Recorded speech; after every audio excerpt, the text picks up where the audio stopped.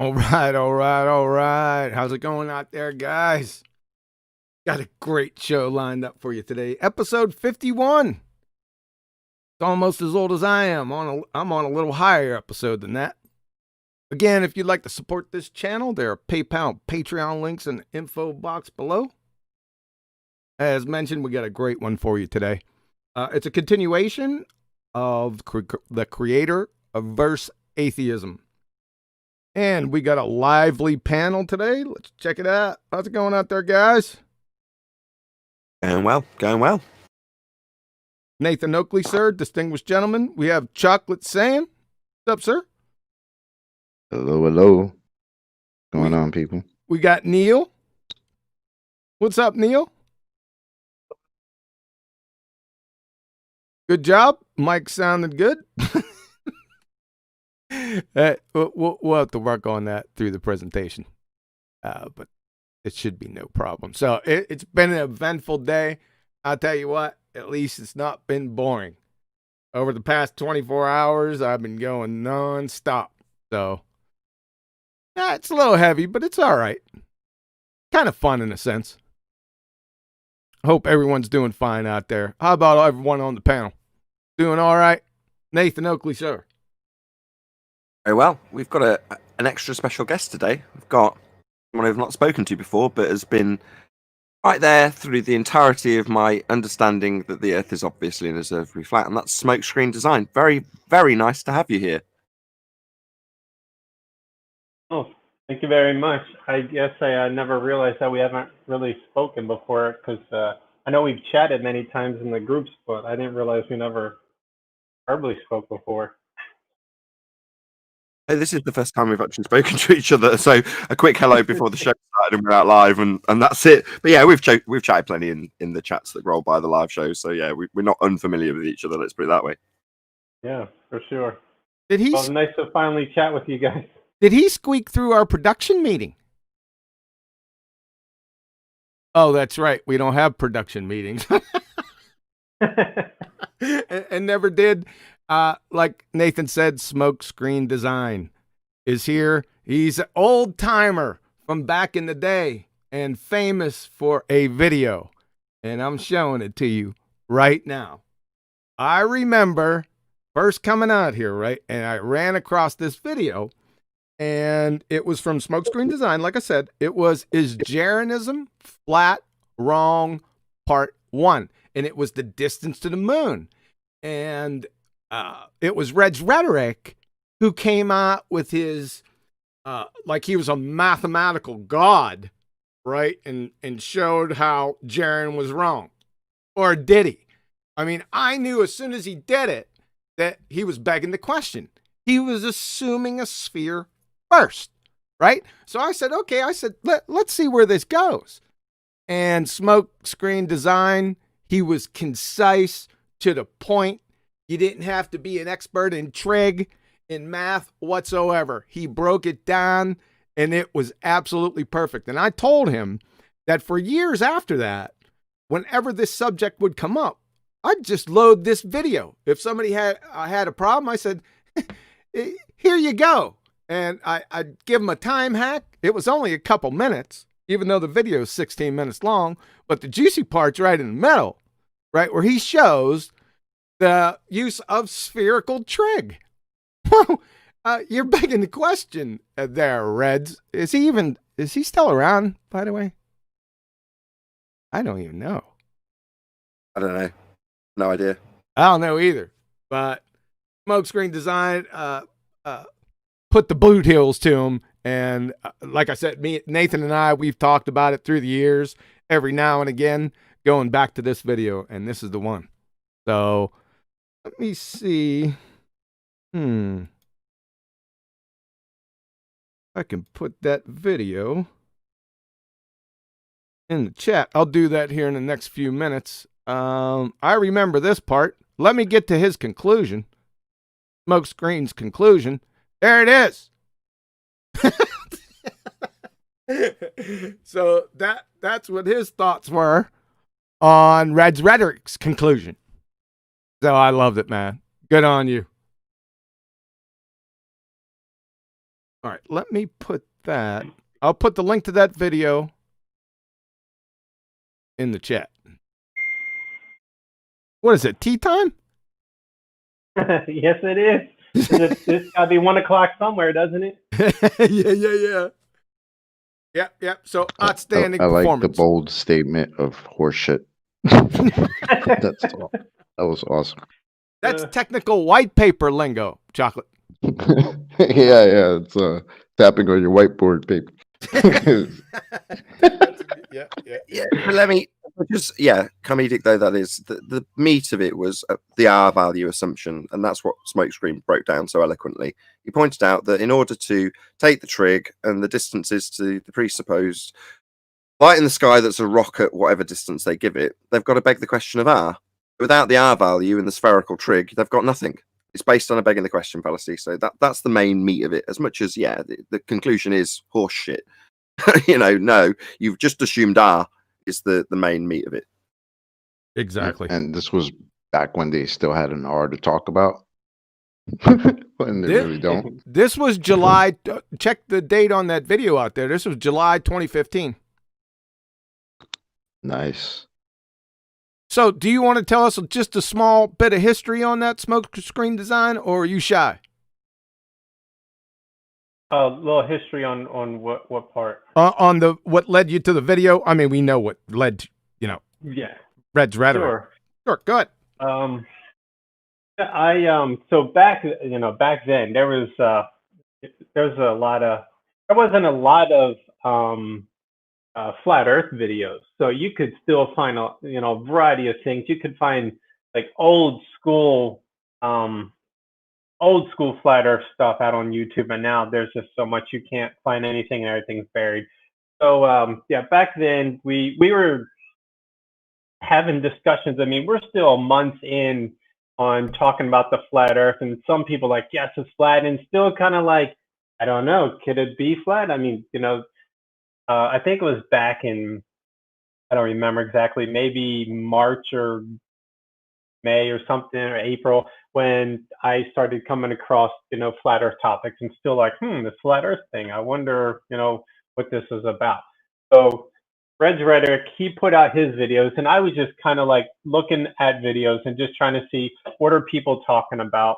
And I was on I was one of the founding people on the Ballbusters show. So there's me, Jaron, and Bob. And so I don't remember if we discussed this video or whatever. And when you go through and you watch it, initially you just look at it and you're like, well, I guess he just completely debunked that the moon could be, what do you say, like 3,000 miles away, and he sat there and made fun of Jaron. So I went back and I was just watching the video. And what I like to do, and I think, this is critical when you are in any sort of discussion, debate, if you want to throw around science or whatever, it's important to ask questions and keep asking questions and keep digging further. And I think that's one of the big issues that we have is people have their beliefs, their rhetoric, and they go with that. They don't question it. They just, parrot all the lines that are fed out there. Well, this is what, it's been said, this and that, so I'm just going to keep saying it. So I saw this video and I watched it and just kind of following along and, just like, all right, he's got Red's Rhetoric in Florida, he's got his friend out in California, and we're going to measure the distance to the moon. And then just, following along, then it says, now that we got all these different measurements, we have to add in the Earth curvature. And then he goes on and says, look at that, you stupid idiot. You're a retard, Jaron. It's not 3,000 miles away. And I said, well, wait a second. Me and my, like to ask questions. And my question was, well, what happens if I don't Earth? What happens if I don't add in the Earth curvature? It's like we're adding something that I think doesn't even belong here. So I was like, well, let me take out I don't even have to take it out because it's being added in. I won't add it in. What number do I come to? And I was like, interesting. It comes to very close to 3,000 miles away. And then, right then and there, I was like, you have to come up with an Earth curvature, and you have to inject it into the calculation in order to get, the result that you want. So then I put out the video, and now you have to understand, there's a lot of flat Earth people that watched it, and they kind of like threw in the towel on the video, like, okay, well, we can't prove that it's 3,000 miles away. I mean, we'll still say it, and I was like, look at this. And everybody's like, holy crap.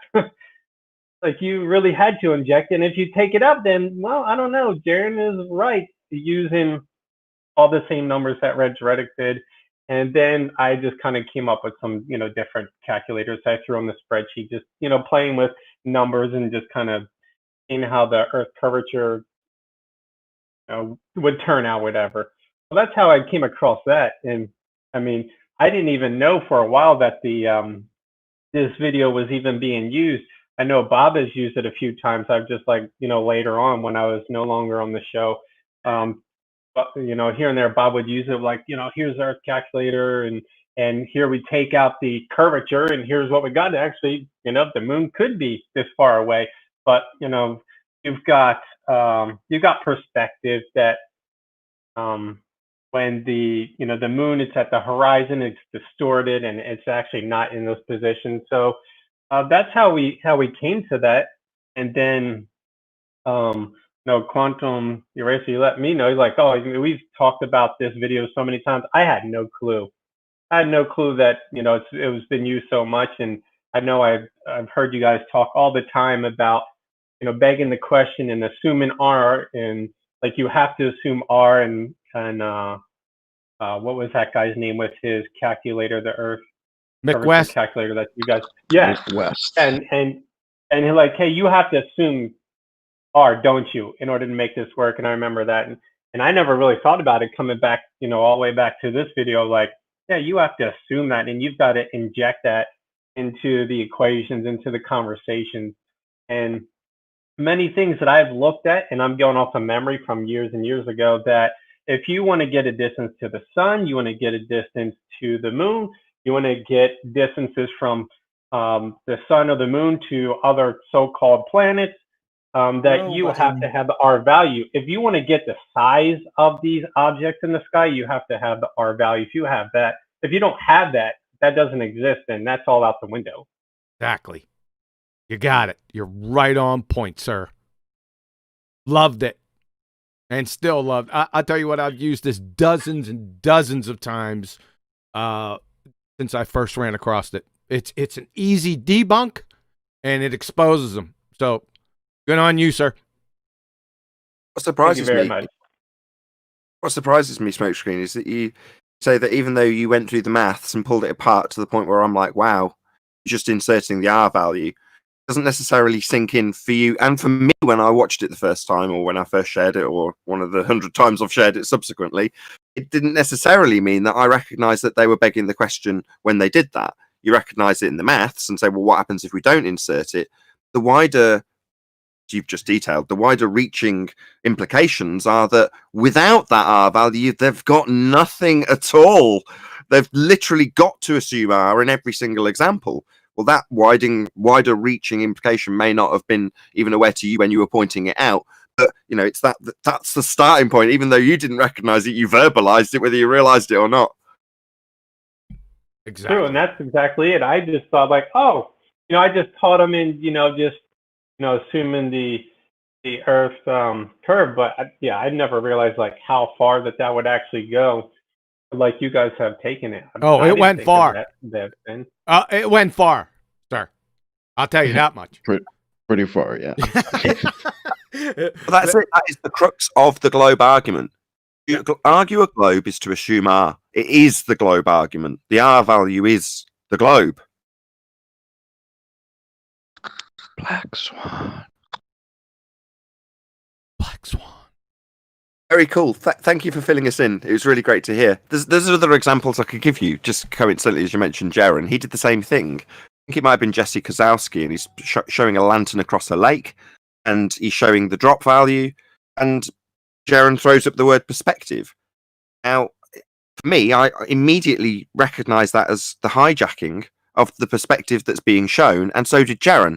Again, the wider reaching implications that is all Earth curve maths wasn't necessarily elucidating itself to me or Jaren in making the video. Because after the fact, when it was pointed out by us or by QE or whoever, I remember Jaren saying a similar thing. Oh, I didn't realize. It's like, yeah, you did. You made a video about it. Here it is. You're saying it to him. It's effective, mate. Yeah.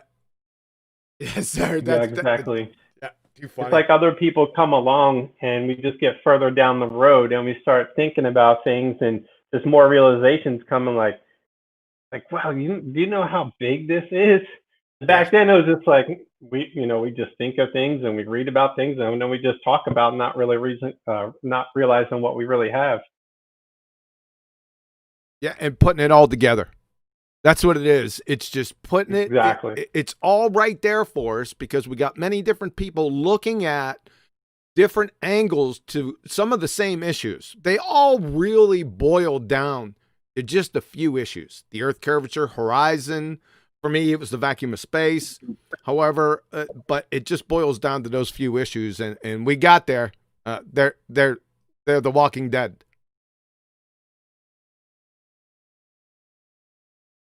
And I'm not like I was talking to Quantum earlier. I'm not a schooled math person. I took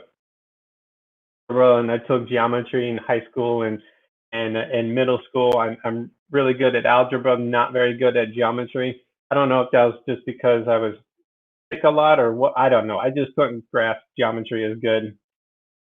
And so like I can figure things out like I can put those formulas together, just following their math and maybe Googling and kind of reading up a little bit. Like I don't think I ever took trigonometry at all because I don't think it's part of algebra, but No, a long it's time not. ago. Yeah, long time ago. But you did a fine job, sir. There's nothing wrong with your calculations. Nothing at all. You're right on point. It's just recognizing the variables, right? If they got an R in their equation, well, question is, where do they get that R from? Yeah. See that? Hello. See, yeah. Hello. See that? These were the steps. Their They R were has changed over. Go ahead, Smoke. I'll say their R has changed over time, right? I mean, it hasn't always been the same for the last however many 400 years. No, it's pretty much been the same.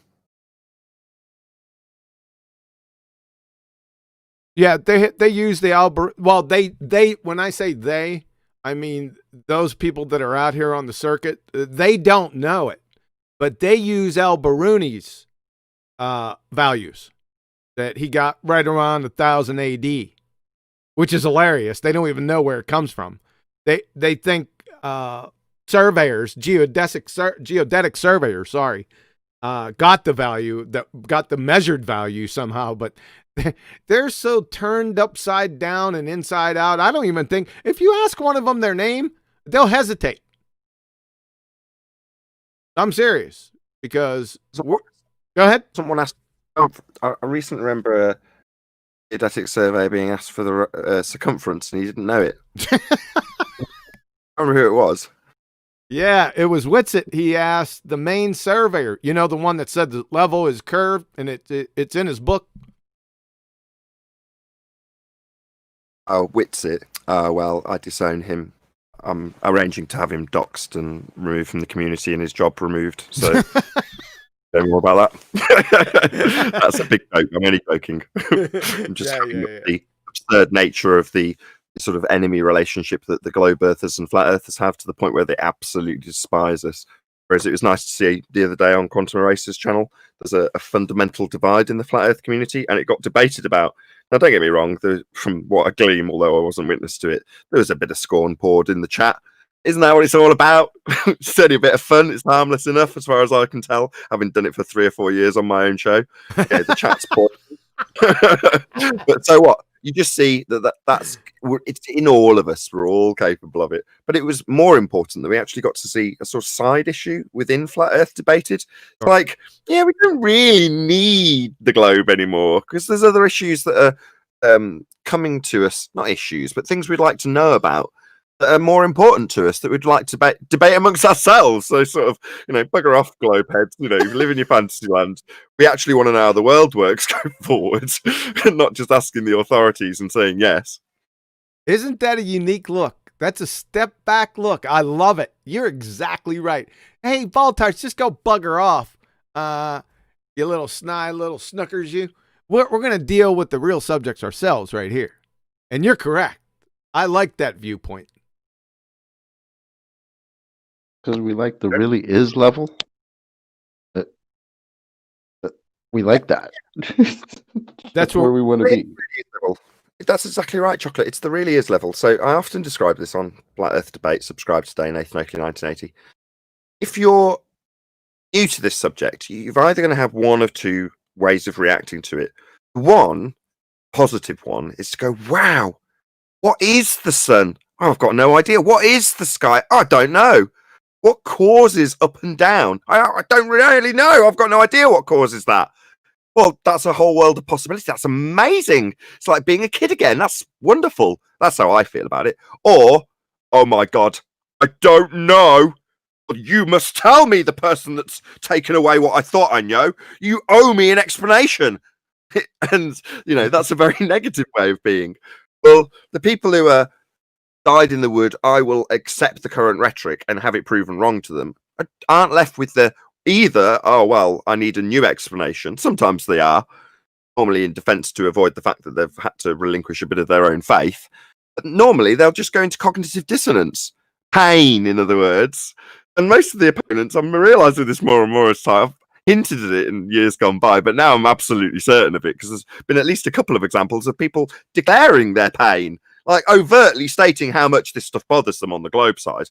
Now, me, I sleep like a baby. What about you guys? Doesn't cause me any pain. I think it's wonderful. Damn, you're motivated today, man. That's all you do, man. Every day you be snatching wigs, dude. Snatching wigs. That's what you do. You snatched Timmy's wig. That was frigging hilarious. Today's episode, I missed it live, and it was a gem. Sir. Enjoyed that more than any globehead ever. Because Tim pronounces himself as being the number one troll, the trolliest of all trolls. Okay, well, you got absolutely annihilated by a flat earther who, in societal terms, are considered to be the lowest of the low, really thick. To get absolutely annihilated by somebody who's perceived to be thick must be deeply embarrassing. It was great. Thanks, Tim. Chocolate, did you witness that snatching wigs he was doing? Oh, yeah. I mean, I pretty much heard Timmy snatch his own damn wig, because he came in and declared that the horizon's not the Earth curvature. That's a new twist. They could have helped to say, okay, well, welcome to Flat Earth then. I mean, thanks for catching up, I guess. That's a new twist, man. Snatching your own wigs. Was that one on the video that played today? Yes. Yeah. Because I started watching it. I didn't get to that point, I guess, yet. It didn't go out live, actually. It was done in the after show, so it was pre-recorded, so it only aired for the first time today, actually, Quantum Racer. But it was right at the start of the it's number 1304 Uncut and After show. I renamed it Uncut and Aftertaste, and then my wife pointed out just how vulgar that is, but I'd already made it now, so I saw that. It wasn't intentionally supposed to be that vulgar. I was like, yeah, well, it's just aftertaste. That bit was supposed to be semi-vulgar, but she's like, yeah, but when you link it with Uncut, and I'm like, well, what the hell does that have to do with it? And then she pointed out exactly what it had to do with it. I was like, oh, right, that is really vulgar, isn't it? Uncut. Yeah. Hey, Nathan, you want to put that link for that show that we're talking about in the chat for us, please? Yeah, I'll chuck it in, yeah. Oh, please. Thank you.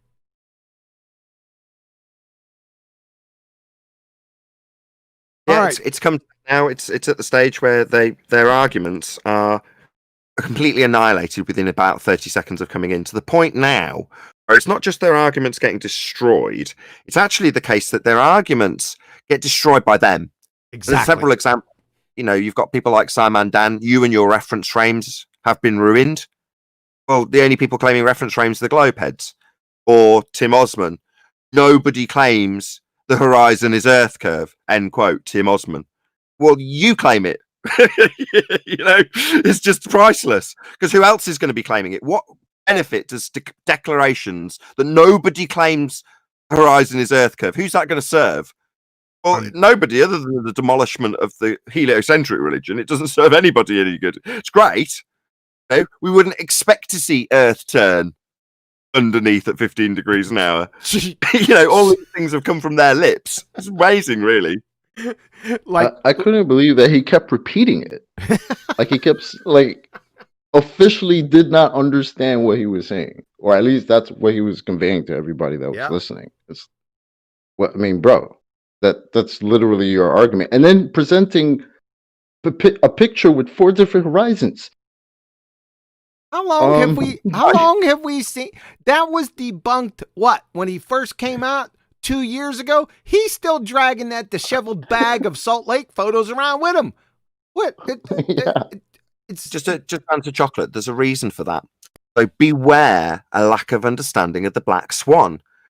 Tim had a vague understanding of the Black Swan and hand-waved it in his own mind. But then when it actually came to combating the argument and hearing his own side's quotes when it comes to, we wouldn't expect to see a geometric horizon, or the geometric horizon only exists in the maths. When you hear things like that, you know that that's as a direct result of the Black Swan, but you don't necessarily know why. Then you're compelled, when it's pointed out that the horizon definitely isn't physical, to start defending its non-physicality when Tim Osman spent the last 5 years claiming the horizon's blocking buildings. Wonderful times. Yep. 2020, guys. It's exact. You characterized it perfectly, Chocolate. When you took my snatching wigs away from me and you said they were snatching their own wigs, you are exactly right, sir. Thank you, sir. It is.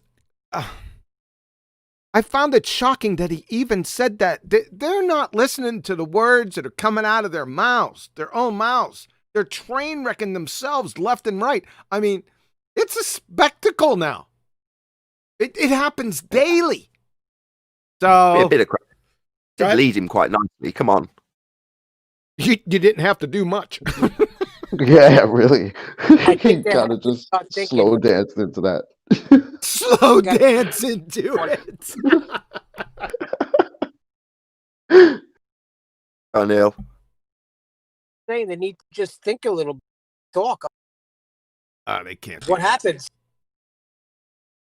Yeah, think before you speak. You're chopping. You're going to be embarrassed. Sorry about that, Nathan. Go ahead. I'll just reiterate what Neil said. Think before you speak, because there's a good chance if you don't understand the arguments, and they've become very, very tight now, are undefeatable. If you don't know them like the back of your hand, and you come in waltzing your way going, you guys still claim the earth is flat. Yeah, there's a complete lack of absence of curvature that you say physically obscured boats and buildings into the distance now. Where are you going to go? Answer is nowhere. You're just going to be humiliated over and over again by flat earthers. That's never going to change from here on from here forward. That's it. Humiliation at the hands of flat earthers is what faces you if you challenge us on any of these arguments. You know, we've got the greatest of quotes ever from your own side, and they're all big names. Neil deGrasse Tyson, right the way down to Simon Dan, and everything in between. We've got quotes from your own side that debunk your own rhetoric. It's wonderful. 2020 has been a really bittersweet year. Okay, for obvious reasons in terms of the social scenarios that we all face ourselves under. But in terms of the victories in flat earth, it's getting better by the day. And I do want to shout out, you did have an excellent, how would you say, slow dance with him. So everyone go watch that video. It's towards the middle to the end. Right. It's after the live shows. It's right at the beginning of the after show. So if you scroll through to the second time that the credits roll with the intro reel or whatever you call it, with the Flat Earth song, Flat Earth debate song, as soon as the after show starts, that's where Tim Osman joins. Literally as soon as the mic is opened after the after show starts. Yeah. And the number is 1304, Flat Earth Debate, Uncut and Aftertaste. Yeah, you got away with that one. Is she listening?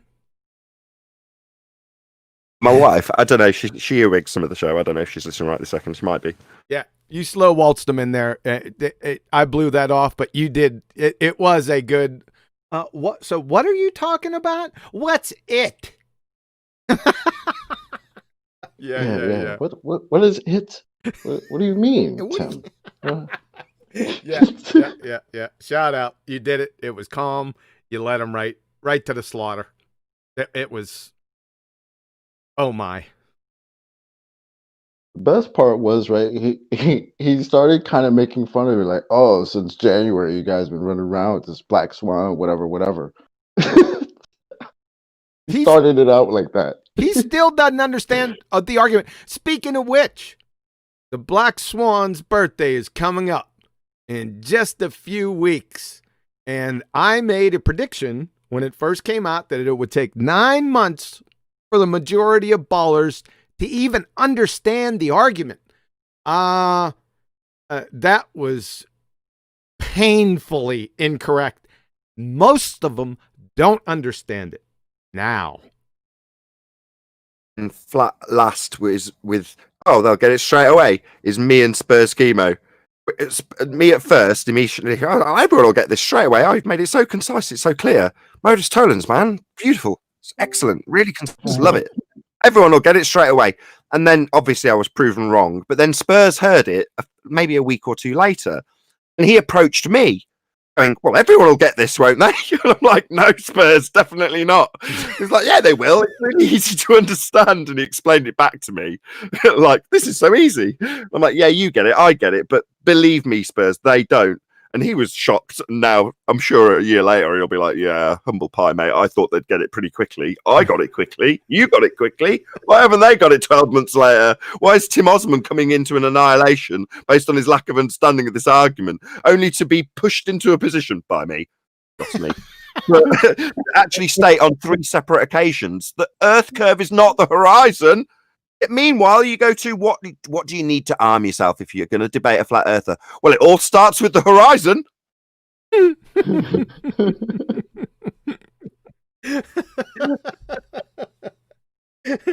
know that thing that blocks the boats and buildings you were talking about before, Timmy? You remember that? Yeah. The thing you're currently presenting pictures of, the horizons.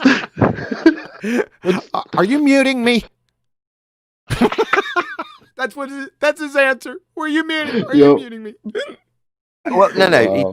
I'll give him credit where credit's due. Right, I was what I would call fundy muting him. So if he was vernacular as right, he probably would have got props for that. Because I was cutting him off, talking through him as soon as he made his declarations. Look, Earth curve isn't horizon. I'd jump in, which is technically fundy muting. Which is what he was objecting about. So I do want to just give him a little bit of credit because I hadn't stuck him on mute and I overtly demonstrated that to make my point afterwards. But I was cutting him off, but with good cause and good reason.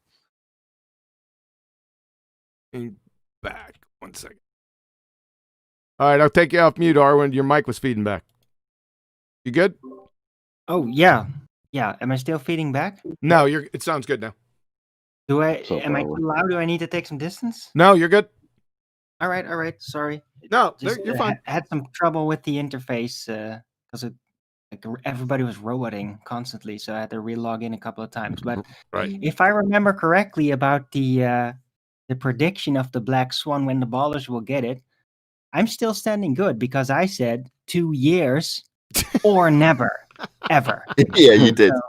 Uh-huh. Let's do a bit of cheerleading for Arwin. So ARWIJN is Arwin, and he started doing 2-hour shows daily now, 7 days a week, 365 days a year. Arwin does it daily, and he's got a lot to say. Hence, he's now expanded his show out for a 2-hour period now, which is 12 a.m. or 12 p.m. Sorry, Amsterdam time, which is I think it's that's wrong, isn't it? 1 p.m. Amsterdam time. 1 p.m. Amsterdam, 12 UK time. But yeah, Arwin channel, Flat Earth Early Bird, check it out. Cool. Yep. We good? We ready to roll on? Can I interrupt? Yeah. Whoa, Adam. I was just gonna say. I didn't see you down there, sir. Sorry about that. Go ahead, sir. Yeah, apologies. I didn't know he was live tonight. I was just pottering. I thought, oh, lovely, an old Ballbusters. I'll stick that on and into that while I potter, and then realised we're live. So yeah, apologies, guys, and good evening. What's up, brother? Good evening, sir. Oh, we got part 2. Yeah, by the way, We got part 2. roboting a little. That was a stutter, I think, more than Right. Cool. I shall interrupt no more. Apologies, guys, like I say, for my lateness. And yeah. Just before you go, though, Adam, you have someone over a barrel on Flat Earth Debate about 2 or 3 days ago. I trimmed it out. I can't remember who it was you had over a barrel, though, with you and I together. Oh. Try and jog your memory. I'm sure QE's desperate to get into the presentation. No, I'm not. No, you guys are fine. I'm not in no hurry at all. Take your time. Was it that Stranger Danger or that Masto guy? Was it that guy? It was to do with gas go down, go boom, boom, and elastic collisions. One was defending. Oh, Just Phil.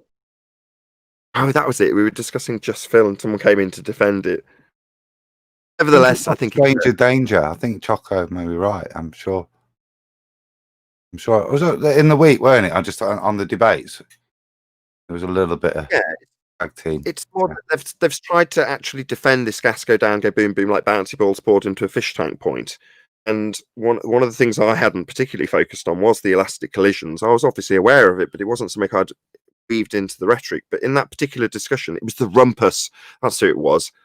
Oh, he's so easily forgettable, though, isn't he? You see, it's true. It's his lack of any real point. Seriously, I didn't even remember that. Rumpus, yeah, he came in to defend that. Of course, Tried to add an extra force going down. I mean, this does actually tie into the discussion Flat Earth on QE's channel a couple of days back, because obviously the argument from our because that shows my bias. The side that's putting forward the idea of having an electromagnetic force is basically fighting for a similar thing that Thunderfoot's fighting for, which is a bit embarrassing to say, but they need gas to go down, go boom, boom like bouncy balls in a fish tank, same as Thunderfoot does on the globe side. Have this sort of downward bias that we don't actually observe in gas. But it's just interesting when Adam pulled it apart, and there is a reason for bringing that up, because Adam had also segued that with that side. So Adam has put that across to them on, I believe, Iron Realm. Was it Iron Realm? You discussed it with them, Adam, prior to the debate, I mean? Yeah, I think so. The Globebusters. Globebusters. It was on Globebusters. Oh, okay. I didn't realise that. Cool. So it's not like, these conversations are happening. That's kind of the point, right? These things are getting aired, and people are obviously thinking about them to the point where they want to debate them and discuss them and see how much water their positions hold. In terms of having an overriding net force of down, it's already kind of been smashed to smithereens for the globe, and a lot of the arguments that I saw just seem to stand for both. It doesn't matter if you're asserting it as a flat earther or a globe earther; the same problems as far as I can ascertain. Elastic collisions being them, Adam. That was my segue from you. Sorry. Yeah. I mean, that whole debate has a long way to run. I think it was good this week, and shout out John for hosting. What I thought was a good thing that's, I think, kind of highlighted. It didn't get into the debate itself, but I think it's been discussed enough that afterwards in terms of the relevancy of some of these demonstrations we've had. Certainly with regards to the scientific method, from a logical point of view, they might have a lot more poignancy, but I think certainly for me this week, some of the stuff I looked at, and I've looked in a bit more detail, has kind of ruled itself out. Yeah, an interesting. That's I saw it in one of the chats. I think it was Brian showing Brian. Is this the beginning of the Ether Wars? I think the whole thing's linked. I think we're heading down a good path if we can keep it civil. We're discussing all of these things that, one major off air factor I've talked about the ether. One of the antagonists about 18 months ago, I'm sorry to throw you under the bus, QE, was QE, who challenged to their side. And in this instance, and I'm sure you won't mind me saying, I know beneath the skin he's probably seething, but he's shown excellent restraint, right? He's moderated debate about it and had to bite his tongue through the entire thing and let the positions come forth. I've got to give you props, QE. I was so impressed, knowing how you feel about the subject for the extent of the restraint you showed, because it's so easy to jump in. I do it on my show all the time, and obviously in a formal debate you've just got to exercise moderation, and that's precisely what you did on a subject that's a right hot potato at the moment. And I know you've got a lot of thoughts on it, which in a way is kind of forcing you to stop having an opinion because you moderated it, which must be also quite difficult, I'm sure. Well, I appreciate you recognizing that, man. Thank you. That's all I'll get on the subject from him. yeah, because it's. What did you do, QE? Like put the mute button on, then sit on your hands first, so that you couldn't, because I could imagine you had a lot to say on a lot of it. On both sides as well. It was a unique experience moderating the debate from a technology standpoint, or the admin, because I knew that these guys wanted to share their screen. So I had to be prepared. It's not like it's a really big deal, but you have to be prepared and be ready, for when they ask for it. And if there's any problems in between, it sounds simple, but it's not that simple when you're running the debate. And then I'm trying to listen to what they're saying.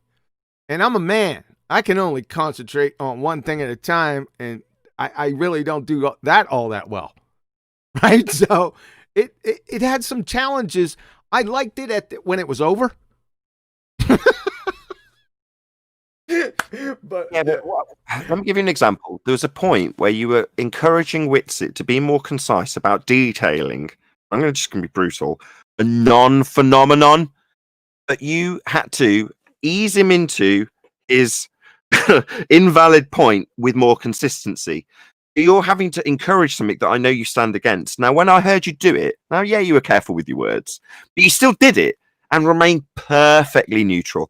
Now that, when I heard it, I tipped my cap and thought, I couldn't have done that. No way. So kudos. Well, thanks for recognizing that. Damn, that was a very nice thing to say. He's just not blowing sunshine, man. If there was something wrong, he'd let us know. Oh, others might view that as that he was encouraging the Witsit into a box that he won't be able to get out of. No, I'm being serious. It was. I thought you were excellent, mate. You were Adam. Calm. I have some comments. I gave you a. Yeah, go on, Owen. No. Go ahead, Adam. Go ahead. Finish up. No, I'm not going to blow too much. I thought it was excellent. There were points I've kind of forgot you were there, and it was that well. And I think, respectfully, because you are a bit scary sometimes, people realize you would dive in if it got a bit juicy, and there was a little bits where it did. And I think your presence helped keep it well regulated and on point. I did note as well, like Nathan, the bit where you did let that go, and so you should, because I was thinking to myself, come on, Brian, do you know what I mean on bits in there? But say that as if Brian was awesome, and Brian's knowledge in that whole debate, hat off. He taught me stuff as I think he did you, QE. Yep. I'd like to shout out, speaking of which, Witsit gets it. He said, I don't know why my name is not blue, QE. I got hands, brah. Oh, and everything is still electrostatic. Yeah, sure. Little sod. Little sod. But check your status now, sir. Right. I got some comments. Brian and Witsit both did exceptionally well, and it was a good thing to see happening. And regardless of what went down in the chat, I don't care. Hats off to both of you guys. Really, really well done. Yeah, I thought they did well too. Yeah. Can I make my comment? Yeah. right? Keep it civil. Don't worry so much, guys. I'm not a monster, all right? So I thought I actually totally agree with everybody says about QE. However, when that was happening, I didn't realize like what this was. So I was actually kind of worried about you. Like, who is this QE? This is so unnatural that he's not just exploding at some point, like it's enough of this or something. That I did not know you had this ability, John.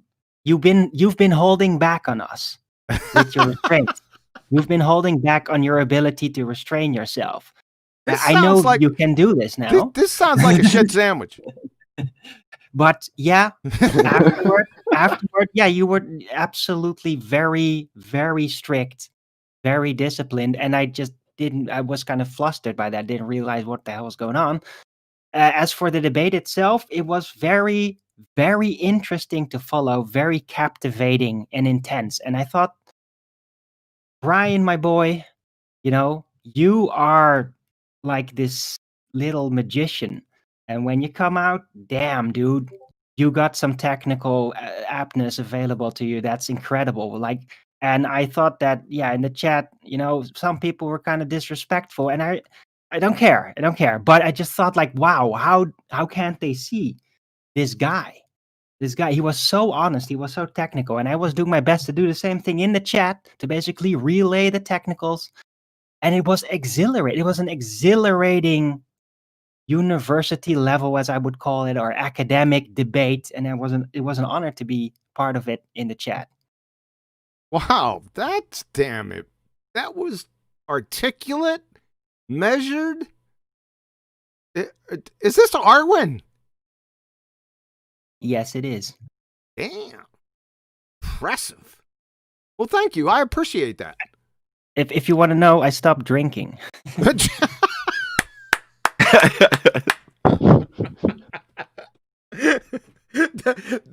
That usually does it. Yeah, it did a lot more than I thought it would.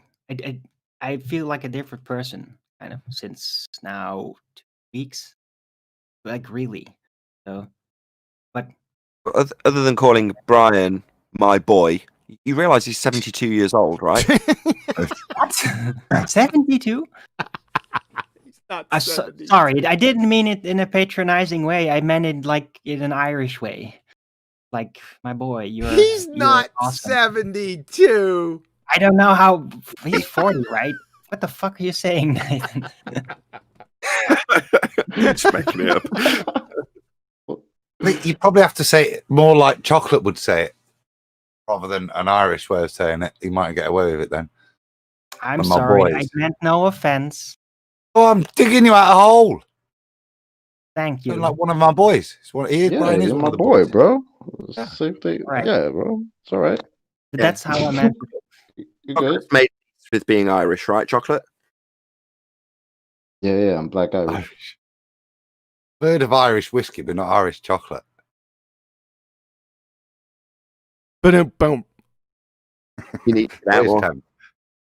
Sorry. You know what I'm thinking? Everything's been going swimmingly here. I don't think we're going to get to the presentation today, is what it's looking like. It's only an hour long. Say again? It's a 2 hour total. It's only an hour total. This presentation, part 2, is only an hour, right? Yeah. If we do it, I might cut it a little bit short. We'll go ahead and do the first 2 scientific evidences for the creator. If we do it at all, we'll see. Let's just play it by ear, because I like the back and forth. I want to take care of a couple things after you guys are done anyway, so we'll see how it goes. I mean, no pressure, man. Get it off your chest. We have. You ready? Are you queued up and ready to go with the presentation? Oh, no, we're ready. No.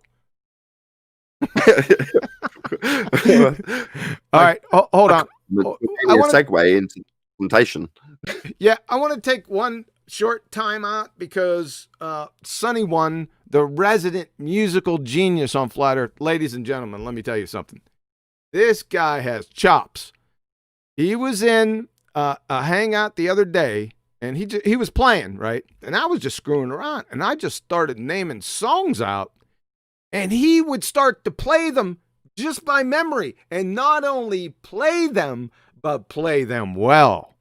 Right? And I was just screwing around last night before I got banned to have him play a song for today. And he was going to do it live, and before the show, he came on, and we were having all kind of, because Discord's sound system is, let's say, underachiever. So he sent me a little tape of this song that he did. So I'm going to play it. You guys in the Hangout won't hear it, but everyone will hear it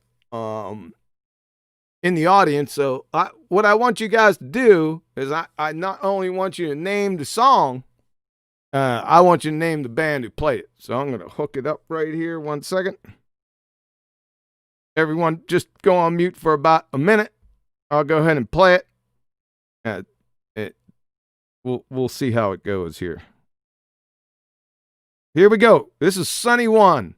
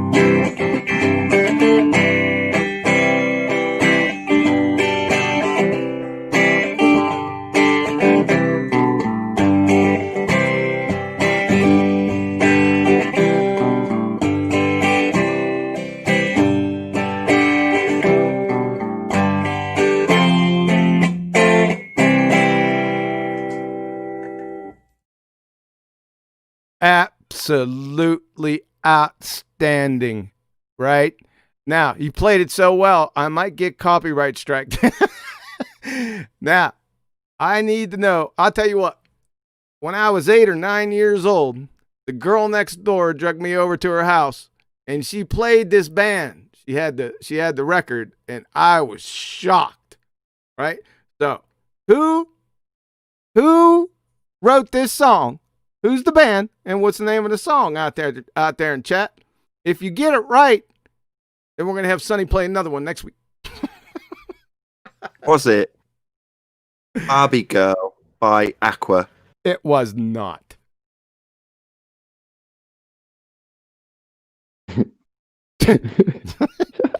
Yeah, chocolate.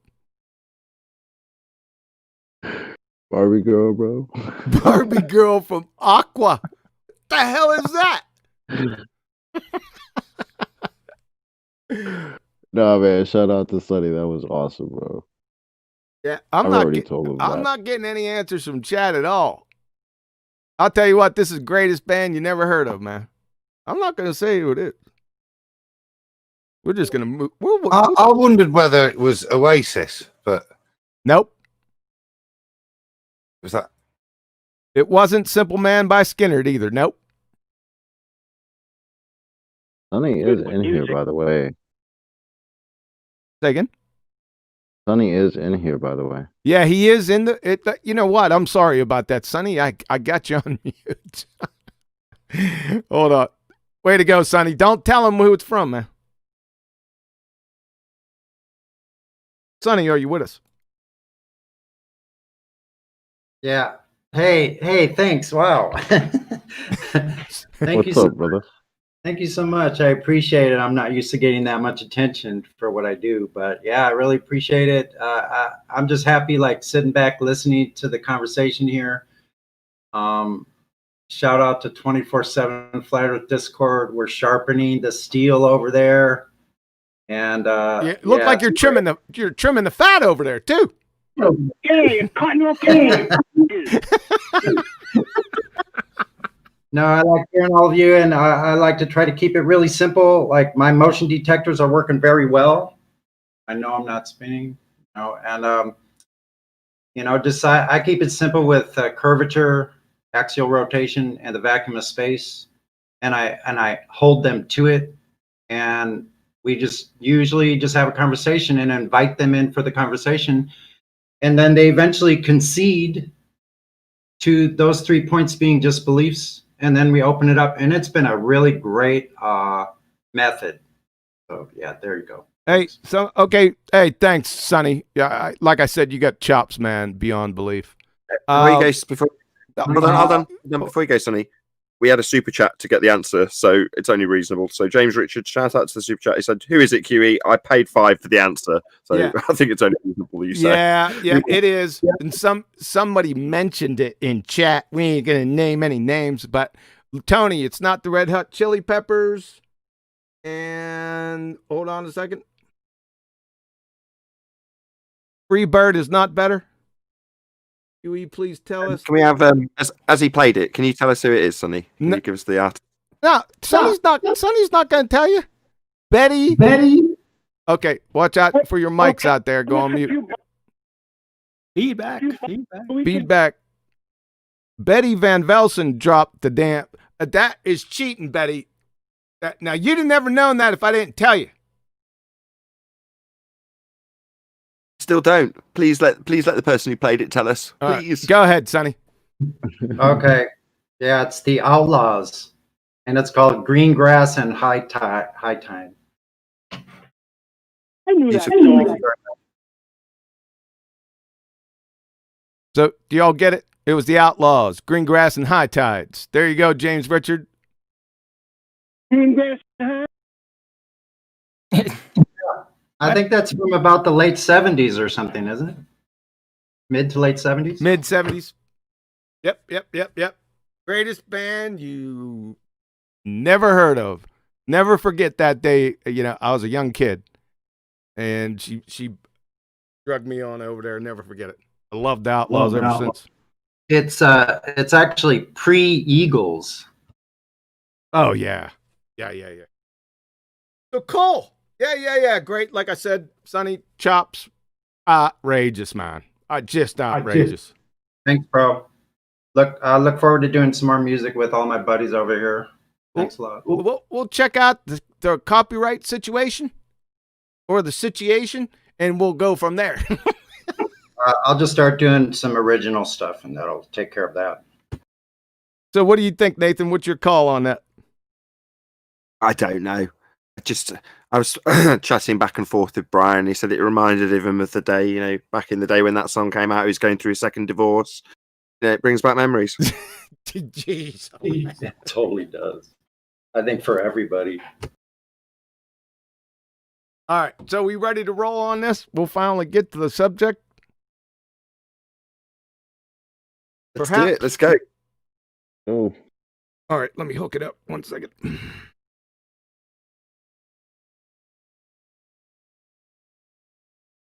That didn't work. Too funny.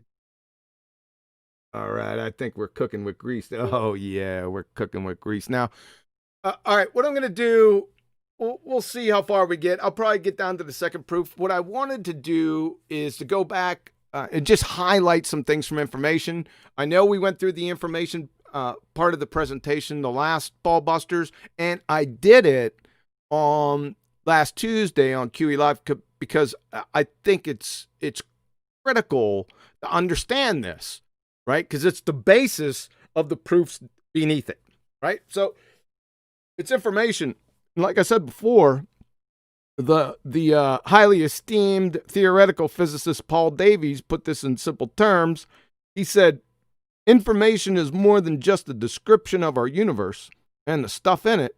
It is the most basic currency of existence, occupying what he says, theorist Paul Davies terms, as the ontological basement of reality. So he's close. Professor Davies is close. But information is the consequent of its necessary antecedent, being a knower. because you ain't going to have any information without a knower. That is first, it's a contingent necessity, antecedent fact. And that's all for that. There is no question here. And more importantly, and what we're going to discuss below, is all of the actual sciences now, that is physics, that's quantum mechanics, by the way, genetics, biochemistry, and parts of biology are all information sciences. That's what they are now. And they have been for a couple decades. So that's how important this is. And to understand, well, understand what it is, simply. Information from Merriam-Webster, because we want to define our terms. So we're not miscommunicating and misinforming. So information, simply, the communication or reception of knowledge or intelligence.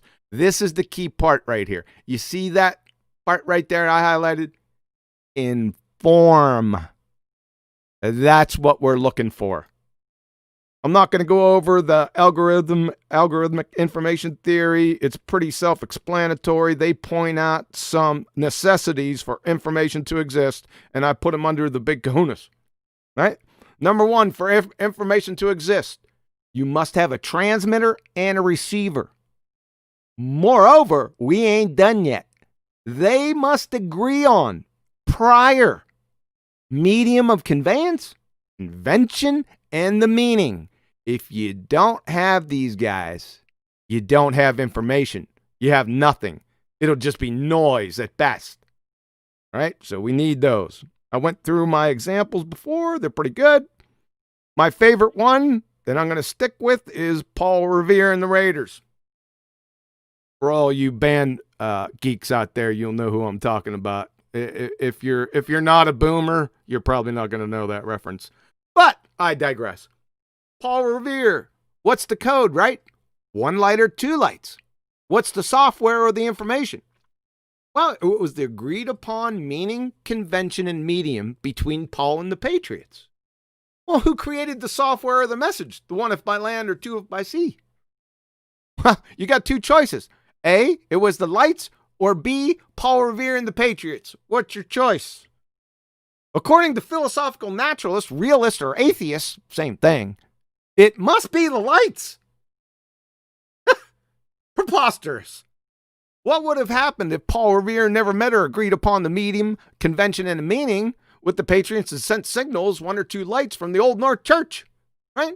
Not too much is going to be happening. Especially if the Patriots don't even know who Paul is. Why would they even look over there at that particular time? Even if they did look over there, what are they going to get out of that? Right? He could have sent smoke signals. Wouldn't have mattered.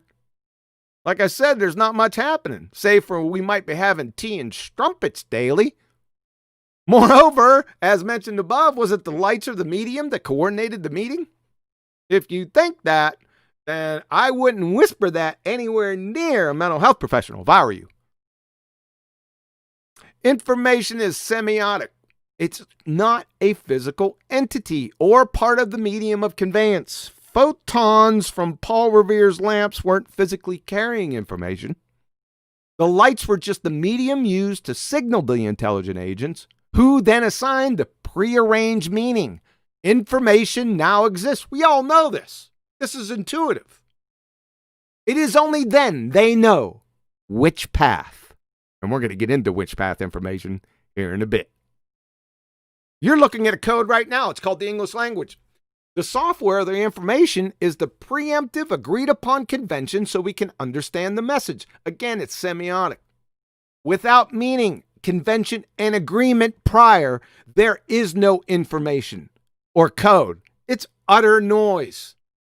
Code, information, software is always, ever sourced by intelligent agency without exception, folks.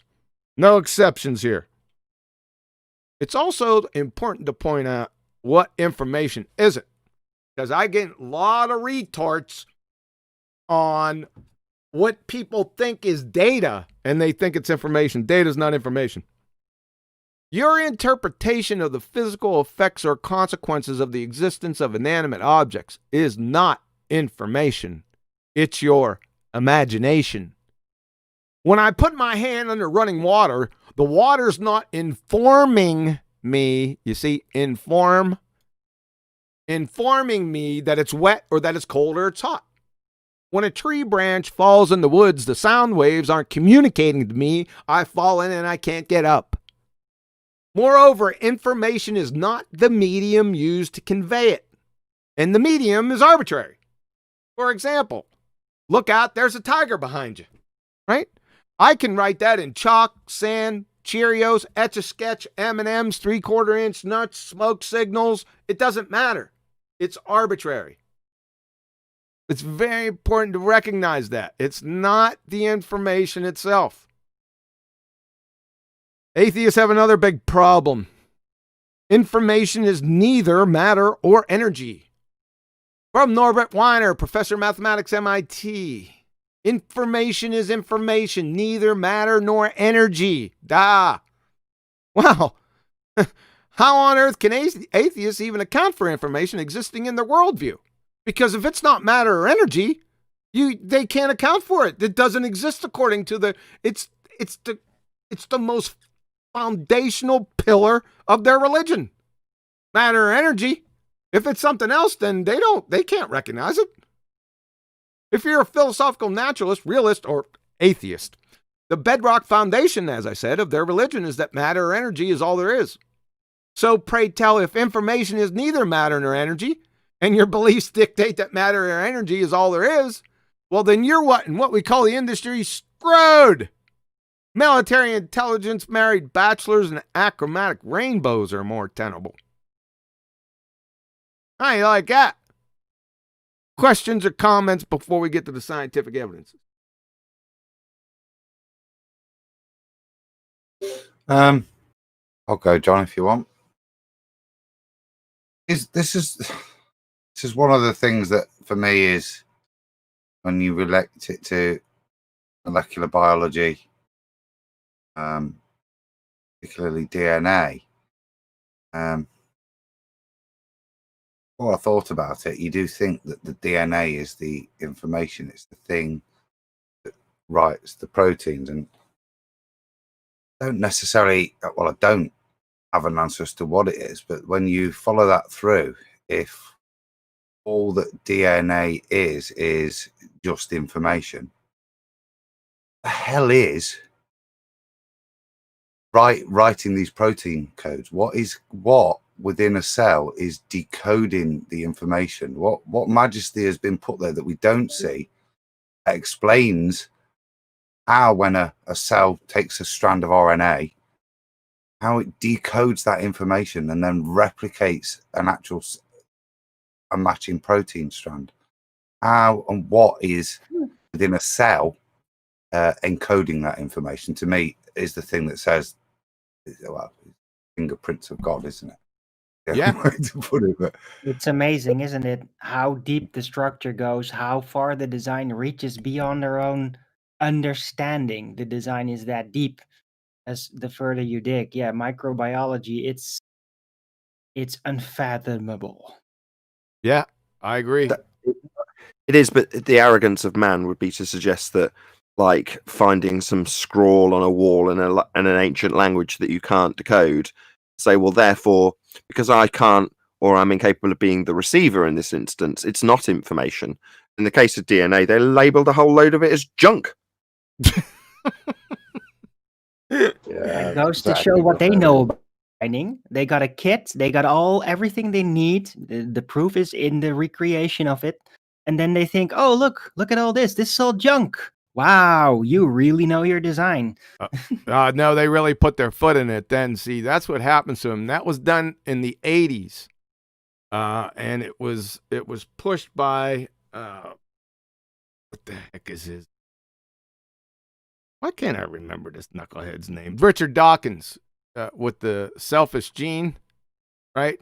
And a couple people got a hold of that idea, and then they started talking about junk DNA. See what happens with these guys? They put this stuff out, and then a few years later, it gets jacked yard, And then the story changes because these guys are evolutionists and they got a shapeshifter on their hands. It's just like when Theodosius Dabansky, and this guy is the high priest of 20th century evolution theory, said more or less that evolution was abiogenesis. He wasn't the only one either. You had a bunch of other people coming out. Guess what? That was back in the day because they thought that they were going to be able to solve those little issues. But guess what? It blew up in their face. So now what do we hear? Oh, what doesn't have anything to do with abiogenesis, right? Because it's a shapeshifter. Anything that attacks it, it'll shapeshift away from it, right? That's what evolution does. That's why I call it the shapeshifter of megalithic proportions. Follow? The whole notion of evolution is self-defeating. Mm-hmm. I'm just telling you what the game is. These guys aren't parroting the correct pseudoscience, especially from their elders. Kirkut, Theodosius Dobzhansky, Dobzhansky was the high priest for decades of it. And he more or less said, yeah, it's organic from the base. That's where it starts. So what we got on our hands here, this isn't an evolution presentation, whatever that is anyway. And yes, I'm still laughing. But I just wanted to put that up before we moved on. Any other comments on the information part? No, don't let there be, because this is a perfect segue, right? Because this next bit is the bit I've been waiting for the last 3 weeks since you started this presentation, because it's the actual science behind this. So I'm keen to get to this next bit, to be perfectly honest. Yeah. And Adam brought it up because it's the first proof coming out of the gate. And here we go. Scientific evidence is for the creator. Simple stuff, man. Bear in mind, these are not belief propositions. They are knowledge claims. There's a big difference between beliefs and knowledge. If you don't know what it is, go look it up. Number 1, fact. Information code software is only, like I said above in the information presentation, ever caused by intelligent agency without exception. That is, whenever we find information existing and trace it back to its source, it invariably leads to an intelligent agent every single time. My support? You asked? Library of Congress, all books, all newspapers, all languages, all computer software, the information age. There they are. That's my proof. Let's get specific here in a moment. The null hypothesis in support: nature or natural phenomena causation cannot create algorithmic cybernetic coding and decoding schemes. That's information. If you cry foul, like they always do, and claim there is no information or code in the genetic code, again, you're screwed. From Hood and Gallus, in Nature, the digital code of DNA. Boy, that gives it away. DNA has 2 types of what? Digital information. The genes that encode proteins, which are the molecular machines of life, and the gene regulatory networks that specify the behavior of the genes. Now, something should jump off the page at you. Remember our 2 choices. Nature did it or intelligent agency. If you say that intelligent agency didn't do it, then you're saying inanimate objects created molecular machines. Batshit insane. Let's go to H.P. Yockey, the king of information theory. And no, it's not Claude Shannon. H.P. Yockey. The genetic code performs a mapping between the sequences of the 4 nucleotides in messenger RNA to the sequences of the 20 amino acids in a protein. It is highly relevant to the origin of life that the genetic code is constructed to confront and solve the problems of communication and recording by the same principles found in both genetic information system and in modern computer and communication codes. You see what he did there? He compared and contrasted genetic information systems and modern communication codes, right? The same principles are used. They have to be. And from the king hostile witness, like I just mentioned him before, Richard Dawkins. If you say there's no information in DNA, you got a big problem because you're parroting the wrong pseudoscience. And here's one of your flying priests. Let's listen to what he has to say about it. In The Blind Watchmaker, which is a friggin' joke. There is enough storage capacity in the DNA of a single lily seed or a single salamander sperm to store the Encyclopedia Britannica 60 times over. Some species of the unjustly called primitive amoebas have as much information in their DNA as 1,000 Encyclopedia Britannicas. I have roughly 1.8 million more in support if needed. So, let's get to it. My position is the null hypothesis. Nature or natural phenomena causation cannot create algorithmic cybernetic coding and decoding schemes. You know what that is? That's information. Do you know what they call it? Keywords, transcription, and translation. That gives the game away right there. Your position, if you're on the other side of this position, if you're on the nature position, you have to confirm the alternative hypothesis so you can refute the default, the null. Here's your alternative hypothesis. Nature, natural phenomena causation can create algorithmic cybernetic coding and decoding schemes. That's it. That's all there is. There's the alternative. There's the null. Get to it. Because if you can't prove this one by experiment, this stands. The null hypothesis stands.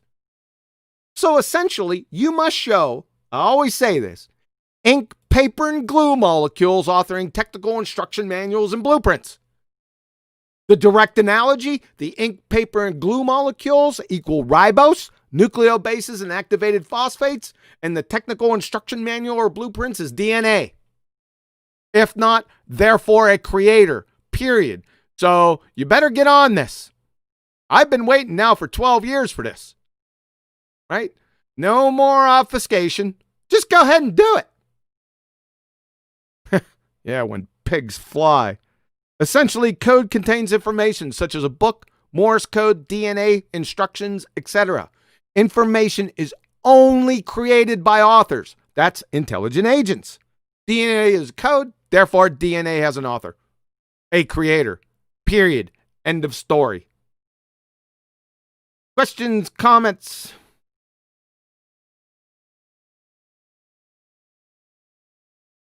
Are you guys still there? Right.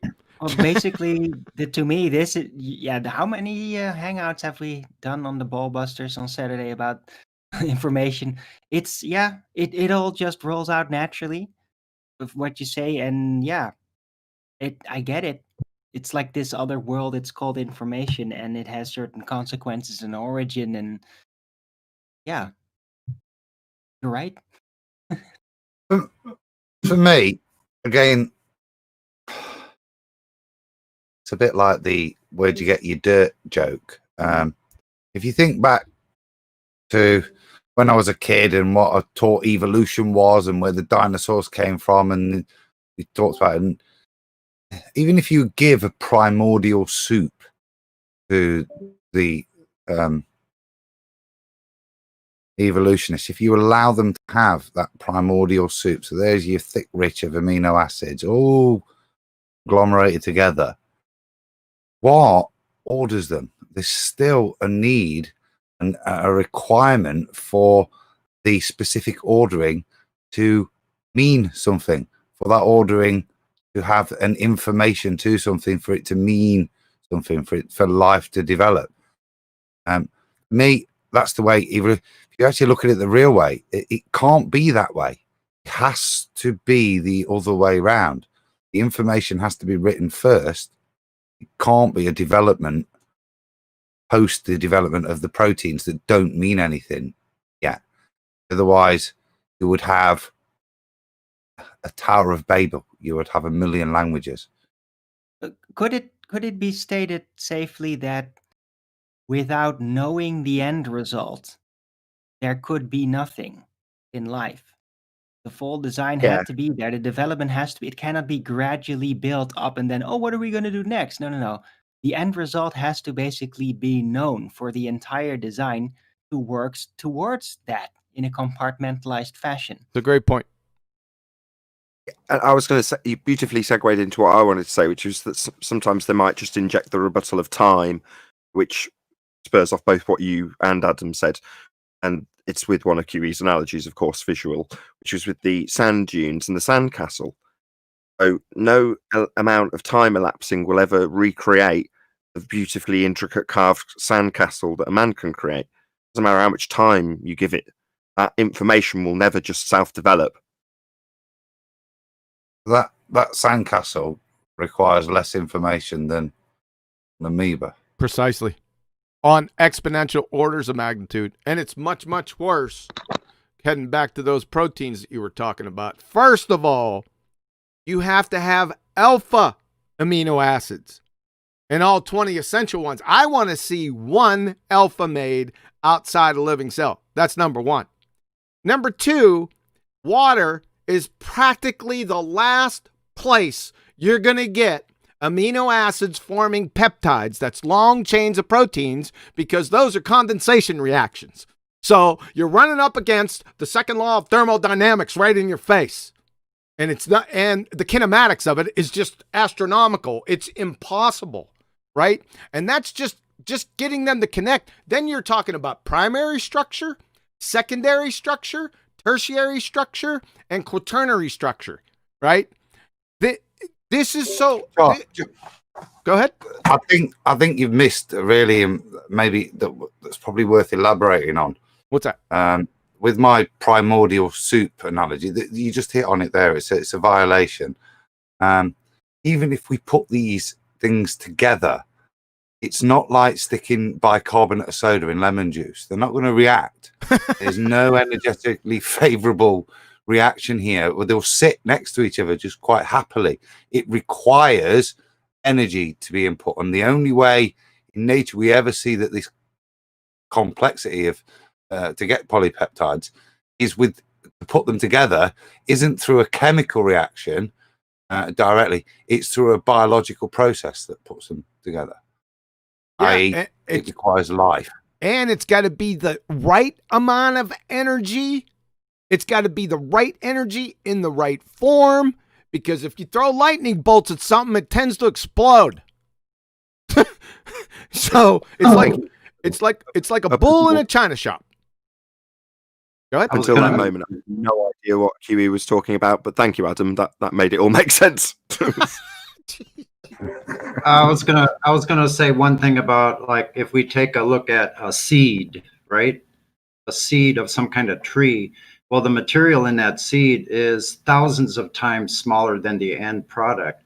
So what is more fundamental in that seed is not its material existence. It's got to be the information that was imprinted somewhere in that seed to create the whole entire living complex.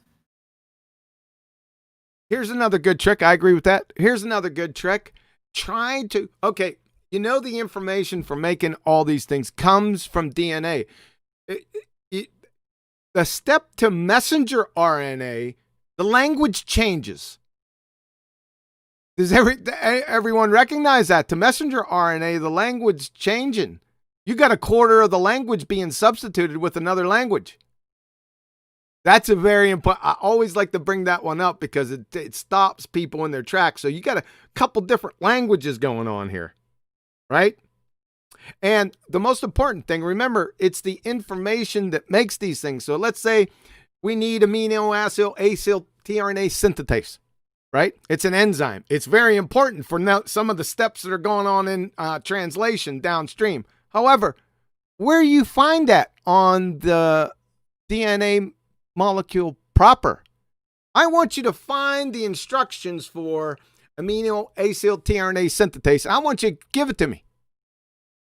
It's ridiculous.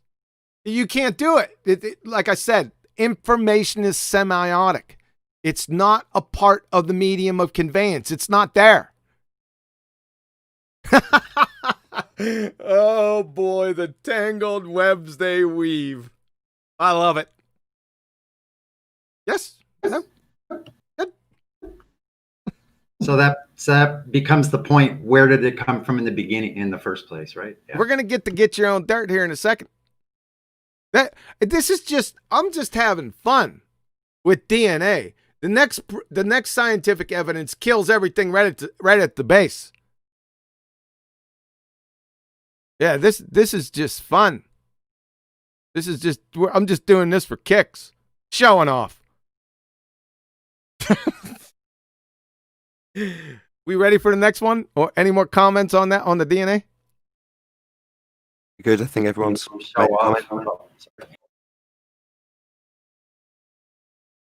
I'm good. Give us another one. Come on. All right, let's see what we got here. That's the wrong one. Quantum mechanics. This is get your own dirt. Simple as that. So, we observe a phenomenon. Photons, elementary particles, atoms, molecules exhibit both wave-like and particle behavior. B, the alternative hypothesis. If the witch path information is known or can be known, then we will observe no interference. That's wave function collapse. That's matter existing. The independent variable is known versus unknown paths. It's in the experimental setups. Dependent variable, matter existing. The null hypothesis. Conversely, if the witch path information is not known, making it the null, and never can be known, then we will observe interference. That's the wave function intact, i.e., no matter.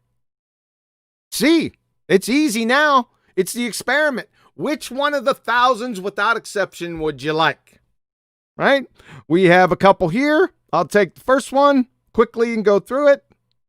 Zhao Song Ma, quantum erasure with the causally disconnected choice from PNAS in 2013. The presence of path information anywhere in the universe is sufficient to prohibit any possibility of interference. It is irrelevant whether a future observer might decide to acquire it. The mere possibility is enough. Therefore, my addition, the lack of witch path information anywhere in the universe is sufficient enough to prohibit any possibility of wave function collapse. That is, no formation of matter. Period. End of story. I could stop right there. It's over. They've known about this for decades. We can move on to number 2. A delayed choice quantum eraser, my namesake. If you want to take a look at each step of this experiment, jump on my channel, just hit science education or quantum mechanics, and this is going to pull up. There's plenty of presentations. I think there's 4 of them. From Physical Review Letters in 2000, the authors show not only that knowledge of witch path information solely collapses the wave function, but can accurately predict future actions of wave-like and particle behavior after the signal photon has registered and before its twin idler has arrived, i.e., quantum mechanical phenomena transcend time and space. There's also a couple other studies here I just put in for good measure. Walborn, Scarcelli. In conclusion, this experiment unequivocally validates A. Yep, there. Knowledge, knowing the witch path information alone causes wave function collapse. B. Decoherence, physical interaction with the measuring devices, does not cause wave function collapse. And C. Quantum mechanical phenomena transcend time and space. That is, space-time has no meaning in quantum mechanics. That's why Einstein was going out of his mind trying to debunk quantum mechanics, because it was debunking him. Ergo, matter, our reality, doesn't exist without, first, a knower existence of the witch path information. Simple. That is, matter is derivative, it's the consequent. Consciousness or knowledge is primary. That is the necessary antecedent. Or the final dagger. Non-locality or instantaneous actions at a distance. to overturn the scientific falsification of locality and by direct proxy, philosophical naturalism, realism, that's atheism, whereby invalidating idealism, Christianity, which is not a religion, by the way, and as an ancillary benefit, collect for yourself a feather in your cap Nobel Prize. This is still active. I just checked it. Please take up the Quantum Randy Challenge. This is the Quantum Randy Challenge. Henceforth, QRC challenges any pseudoscientist, if you're on the other side, you as it were, who claims that quantum physics is not true and that quantum entanglement experiments can be explained by a classically realistic and locally causal model. That's all you got to do. A Nobel Prize and $1 million is being offered. All you have to do is prove naive realism or local realism is true and not observation dependent. I would say knowledge dependent. 6+ years now and still no takers. I wonder why. Alice in Wonderland has more veracity and is more tenable than philosophical naturalism, realism, that is, aka atheism. Therefore, a creator. Game, set, match, get your own dirt. Questions, comments? Maybe this is the appropriate moment. Get your own dirt. I like that. Yeah, I was going to say someone needs to explain that. I've done it, and I think Adam's done it once before. Maybe someone who hasn't said it before. Yeah. You can do everything, make the life, create the plants, but yeah, who made everything that is here? God. So get your own dirt. That's what that's about, right? It was the worst rendition of the joke ever. So God and man are having a little discussion, and man says to God, "We don't really need you. We figured it all out now. We can make life ourselves." And God turns around and says, "Okay, knock yourself out. I'll watch." They start gathering together a bit of dirt, and God says, "Whoa, whoa, whoa, whoa. Get your own dirt." Precisely. Beautiful. All right. I'll leave it to you next time. I don't hold as much personal validation in this because I'm not into quantum mechanics. Why the hell not? Because I like biochemistry. I'm all right with that. That understandable. But this one, whilst I don't necessarily have the background knowledge to fully validate, to me it paints a more interesting picture. How do I put it?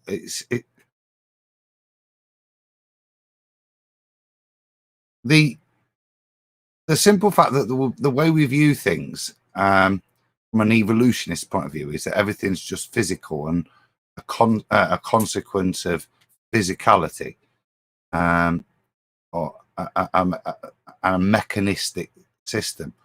When I look at the quantum mechanics, it demonstrates that fundamentally, whilst we, at the experience level, whilst we're here, are governed by those rules, the way in which, I think Nathan was talking about it in the way, it is a great way of imagineering it for me. The way in which reality actually works is a lot more like the Matrix. So if I need to receive light over here, the reason I'm going to receive light over here isn't because a particle's fired over here. It's because the system's set up to make sure that if there is a light source over here, I'll receive an input. If in some way I want to interject and test whether or not there is a light beam reaching me, wherever I test it, it'll collapse and show me that. But what this shows me is that it's not just physicality. There's a much bigger supernatural mechanism behind the real function of things. You're trying to say Schrodinger's cat, basically, aren't you, with what you're describing? No, yeah, no, not really. No, I'm trying to say that the whole what quantum mechanics shows to me is that the whole, as a chemist, even that fundamentally is incorrect. Yeah, that's made up within the mind of God is the way I would view it. That it's just will. You look at the way in which the quantum world works. It doesn't go from here to there. And if you're not there, so that to me is another proof that we don't live in this evolutionary physical world, which is just mechanistic. A bit long-winded. Would I be right to expand on what you're saying by saying back in the bit of the presentation when Quantum Eraser was saying about requiring a transceiver situation or a transmitter and a receiver both agreeing on their terms? Well, if you're describing detecting a light and you're not there to detect it, well, then there isn't the receiving part of the information structure. So therefore, that part of the matrix isn't there because you're not there to receive it. I'm meaning with regards to quantum mechanics, fundamentally, the light doesn't necessarily travel unless you're there to receive it. It doesn't have a path unless there's a requirement for it. That doesn't sit with purely materialistic viewpoint of the way things work. And for me, that has to sit outside of the natural. It's not just material interactions. Something else is happening in the what quantum mechanics describes, which means it isn't. It is not sitting in just a purely physical. So that, for me, takes it again into a proof that this isn't just randomness, that the actual material fabric of, I might describe certain actions of ether. I'm not talking in terms of ether. I'm actually talking in the way everything works. If you try to comprehend within quantum mechanics how a light is received, I'm sorry. Wait a second. I'm sorry. Hold on. I'm sorry. Did you say ether? I said not like not some secondary encompassing thing like people might imagine something stuff that we could put into the bracket of ether. I'm talking outside of that, a bit like what I said earlier. The whole very matrix of it, to me, says it's not materialistic in its basic function. We might experience materialistic function, but little bits of quantums indicate that actually at the core level there's more. It's not that there's more, it's that actually at the core level, fundamentally, it's not materialistic. It's not a particle going from A to B, even with light. It's only when there's a knower or a receiver that manifests for us. It's spiritual, but yeah, I agree that the confinement of the material world will never explain this phenomena. And waves aren't things. Witsit, come crashing the party, man.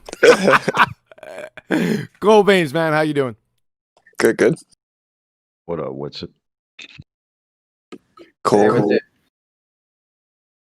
1 second. Yeah, confinement of the material world can never explain light, and waves aren't things. Yeah, exactly. You got it. Yep. How's those cars, man? Cold? Yeah, I was going to ask you, was it? Yeah. It's 40 degrees in Tennessee. Yeah, dude, it was earlier. Was the sun out? Yeah, luckily. Yeah, I figured it was because it was sunshine and a whole bunch of that saved you. Good to have you, It's It. Kudos on your debate with Brian. Very, very entertaining indeed. Gracias. QE, exceptional moderation, I shall say. Everyone keeps saying that. I'm not seeing it. Awesome. Seeing restraint, that's all it is. It's unlike you to be so restrained. I don't want Adam's point to get lost there because I was trying to think of a way I could describe it in terms that people have heard us talking about in the past with things like the double slit.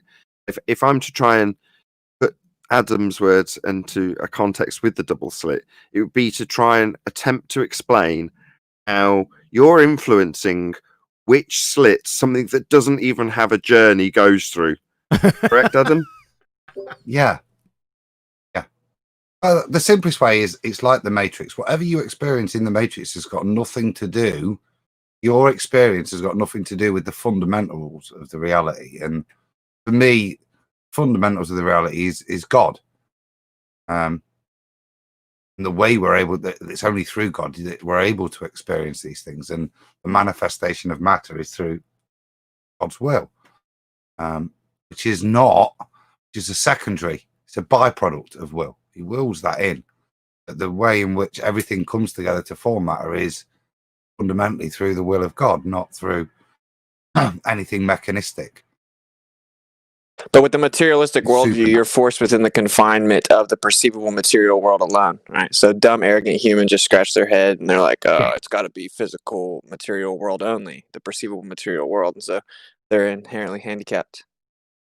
Exactly.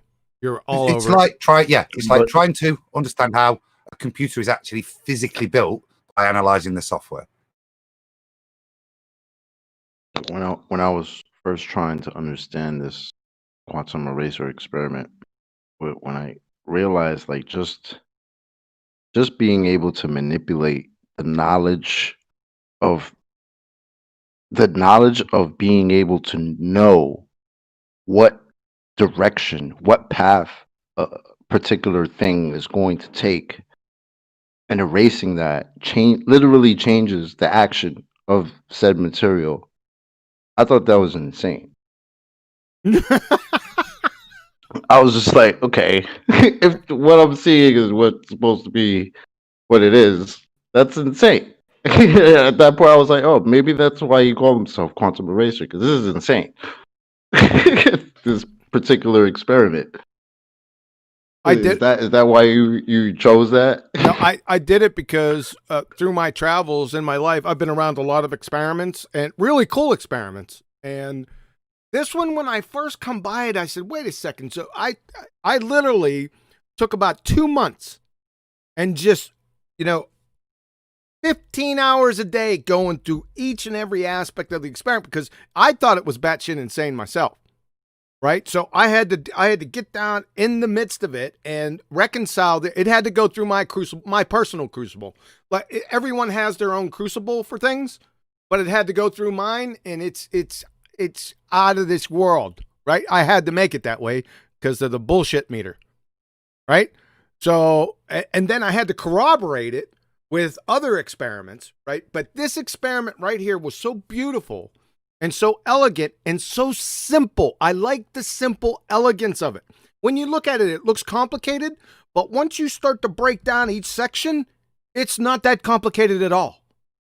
Right? And I was laughing after I came to the conclusion. I said, okay, I got it. I was reading, this is even in the literature, that these physicists, that a whole group of physicists, they would head off to the Eastern mystery religion because they knew that they couldn't hold that atheistic worldview, the materialistic worldview anymore. Of course, they wouldn't go to Christianity, but they all went to the Eastern mystery religions, which cracked me. I was here just shaking my head, laughing out loud, man. That's what led me to it. How about that? Good. Dare I say light is instant? Dare you say yes? Yeah, there is no speed of light. What's so funny about this, right? I did this presentation like 10 years ago on the speed of light. Everyone would, it was before I got into the flat earth, and I was getting, it was blatant attacks from all sides, right? I said, okay, all right, you don't need to take my presentation. You don't need to believe it. Then you get Veritasium. About 2 weeks ago, came out and did almost the exact same presentation I did. I was just sitting back like a Cheshire cat, smiling. Right? Oh. Go see Veritasium, talk to you about how you can't ascertain the speed of light. And then while you're at it, go about a week before that and see his presentation on gravity is not a force, baltards. Ah! John, on that speed of light, it relates back Whitsitt to what the gravimeter is based on, because it's a bit retro. No.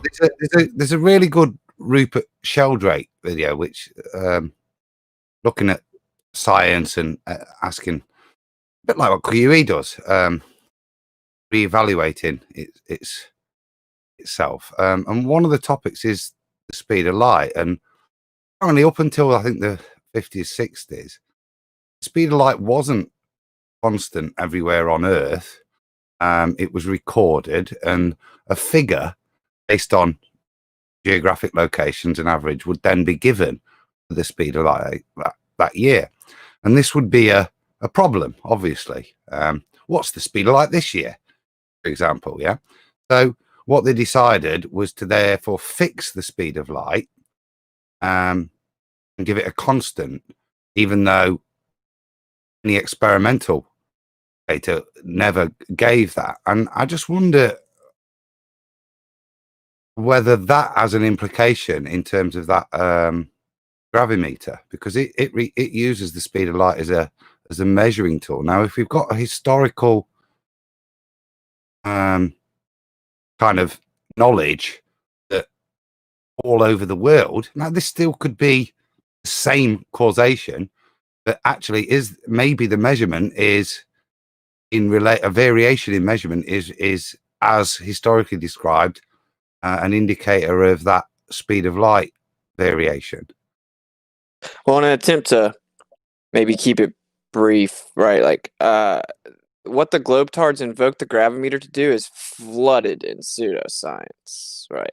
And this is kind of going to back me into the corner of speculation, but speed is point A to point B travel. I'm vehemently opposed to the idea that light does anything like that. Light's instant, right? So I would say, again, this is my, I suppose, limitation to speculation, but I would say that you're really just quantifying the illumination rate itself, like the rate of perception. But it does seem to be relatively consistent with a controlled medium, right? So the question really comes down to what is light itself, and we got another Rakia in here. No.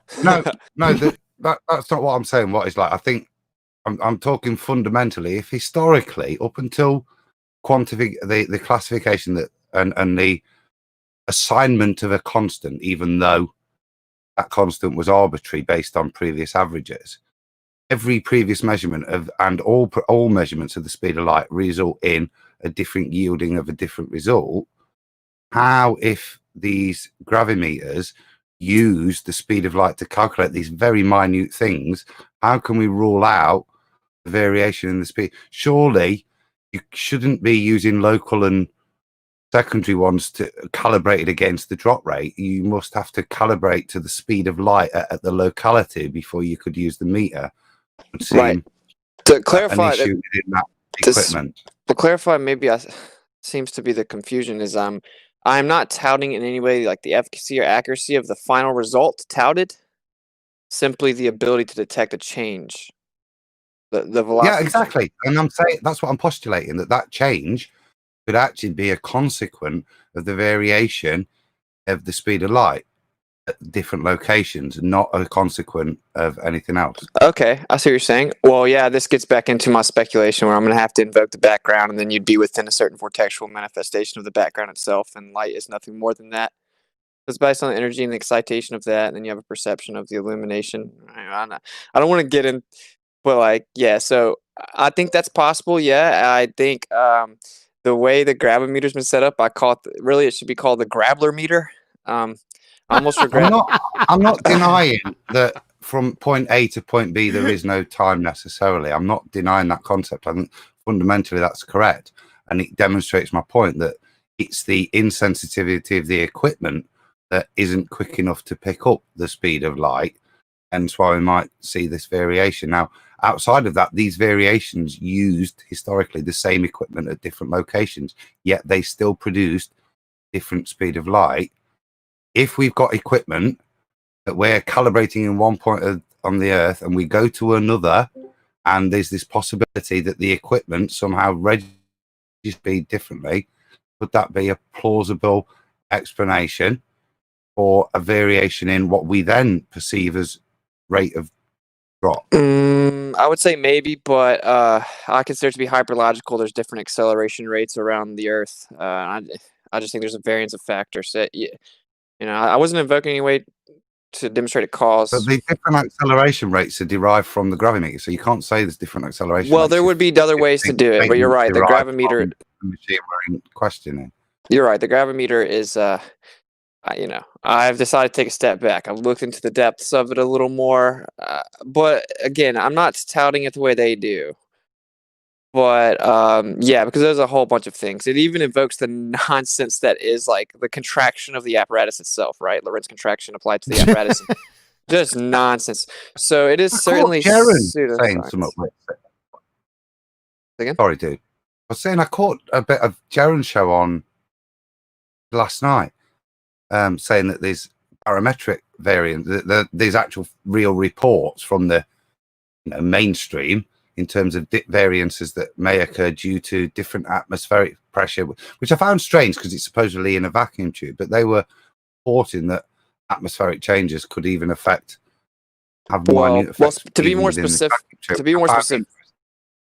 sorry, bro. To be more specific, it's hermetically sealed, but it's a Grabler meter, so you have to actually input it. A required primary input is the ambient pressure, longitude and latitude, altitude, all this stuff, right? And this is just a very elaborate pseudoscientific attempt to reify gravity. And so, in my opinion, what they're doing is actually trying to explain away a fluctuation in acceleration because, according to them, the Earth's a magic spinning cartoon ball that defies physics and gravity is relative to all the way to the center of mass. So a small variation of 30 centimeters above the surface of the Earth, you wouldn't see much fluctuation, right? So if they get something like 7.5 and 12.2, well, they're going to take a mean, they're going to factor in all these averages, and they're going to use all kinds of little Grabler equations. So yeah, like it's drowned in pseudoscience.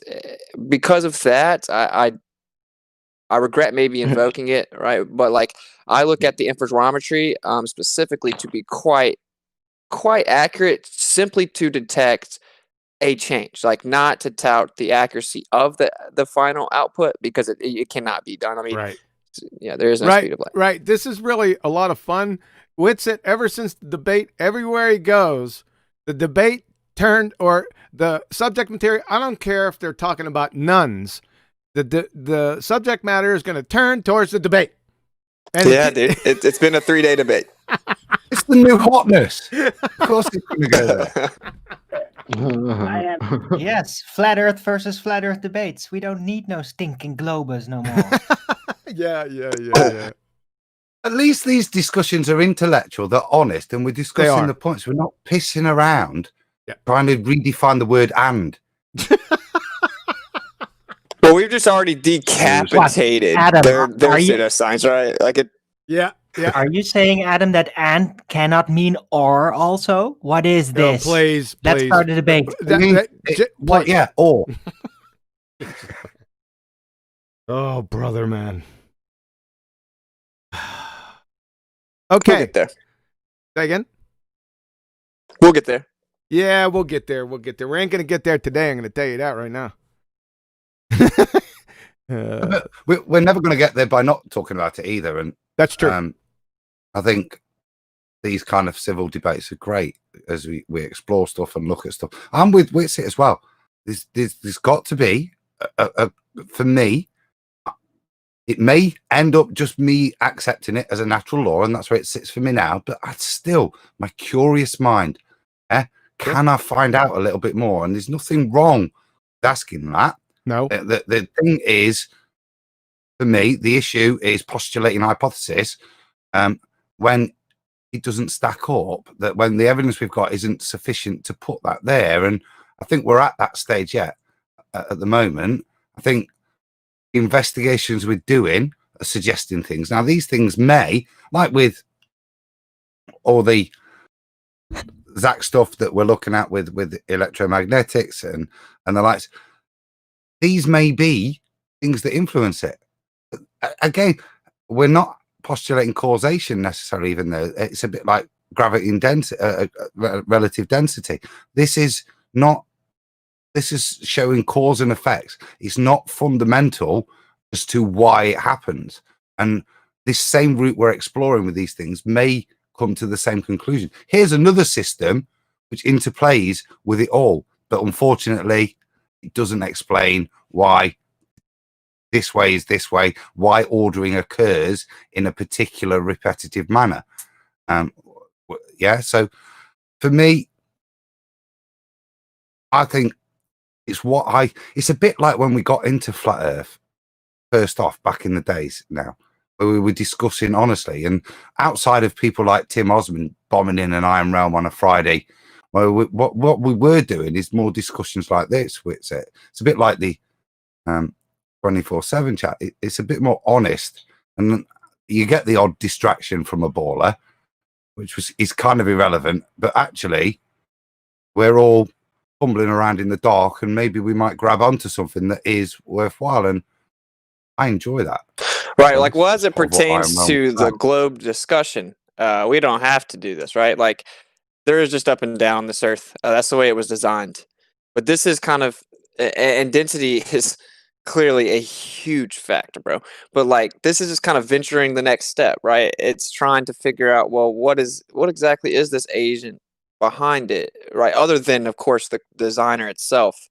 So it's a really, dare I say, like rabbit hole, and so it's a process. But for me, I just don't want to sit on my hands. I want to know, so. Sure. Well, to be honest, I think it's a lot more fun of a rabbit hole than to continue talking about magical spinning water balls flying around vacuums that people can't provide any evidence of. So exactly. I'll take this any day. Imagine somebody coming in and trying to talk about, their geometric horizon right now, which it's funny enough, the old school ballers are coming in and destroying themselves. Tim, shout out to you. Yeah, they're snatching their own wigs. Yeah. They're wig snatchers, man. But they're snatching their own. Hey, shout out to Rakia Life. Hey, Rakia chimed in. God is light. What's it? Yeah, I can't disagree. I look at the globe discussion like we're in an arena and they've already been decapitated and blood just squirting everywhere, but they're so far behind, they're still swinging their sword around, right? They just don't. We've already gone and got drinks, bro. It's over. Yeah. That's what it is. Oh, got another one. Hey, sorry, Chocolate. Got another one. James Richard, declaring themselves to be wise, they became fools. Globies. There you go. And Unicorn Laser Eyes. I missed this one. Sorry about that, Unicorn. Whitsit and Brian both did great. I hope there are more flat versus flat debates. There you go. Well, while we're on the topic, I guess I'll just do this publicly here. Like, I definitely took an L on the magnetism bit, right? Like, because his response is accurate, right? Like, it's a more condensed form. It's showing the phase shift and it's affecting it in the more condensed form. So he's correct, right? And I think that I didn't do a good job articulating my points. And then when I get into debate form, I just go down swinging, bro. I gotta do the same thing in real life. So smash the ballers. I know. Now wait a second. Wait a second. Now, yeah. Hold on a second. Yeah, go on. Listen, folks in the audience. Are you listening to this? Word. This, you know what I'm talking about right now. I'm going to tell you this is highly impressive. This is somebody that swallows his whatever pride that he has, so you know he's not prideful. And he comes out and he says, hey, you know what? I was wrong. I have yet in 5 years to hear any baller say what he just said. What type of moral courage and intestinal fortitude that takes. I just want it to be recognized. Good on you, John. It's a very before you went in there. to do. Oh, no, I'm sorry. Well, I appreciate it. What a sad world where that has to be propped up, Yep. You are right. a scholar and a gentleman, sir. I was about to butt in there, having heard that. I wanted to butt in, and that takes nuts respect, and that's the way we'll figure this shit out if we're honest with each other. And I've been wrong in the past. I've had to come on with Walter Lewin's calculation stuff and hold my hands up and respect, bruv, and thanks, because that helps us all move towards the truth. It's a breath of fresh air, man. Respect, bro. Much love to add to that, Adam. I think there is a reason why With Whitsitt, it's far easier. It's because presumably while he's debated that point, he's not attached to it on a religious level that's fundamentalist zealotry. Therefore, right or wrong, he can go, okay, yeah, I can take that one. I'll take the L on that one, as he put it. Well, the ballers, when it comes to the same scenario, are attached to it in such a way that they would rather engage in cognitive dissonance and mental pain than just say, yeah, I got it wrong. Or, no, I didn't do that very well and I didn't explain that or win my point, which is what Whitsitt's done because he's not attached to it on such an emotional level that he couldn't bear to relinquish it. He'd rather have the pain of cognitive dissonance in its place. No, that's not going to be the case for us, is it? None of us are in pain over this stuff. Well said. Yep, well said. Yep. Anyone else on this particular? Go ahead, Adam. So there's no pain moving from I don't understand God's majesty to a position of I don't understand God's majesty. I'm happy with that. Even if I end up that's on my dying deathbed. What we've gone through tonight enables, and it's that comprehension when you're talking about information and stuff, one of the greatest things that do demonstrate a creator to us. And I said, I don't need a false paradigm to hang on to, which stops me. And that's what we're seeing here is if you hang on to that false paradigm, you ignore the truth. And you cling on to falsehoods and ignore the truth, and then you'll never progress.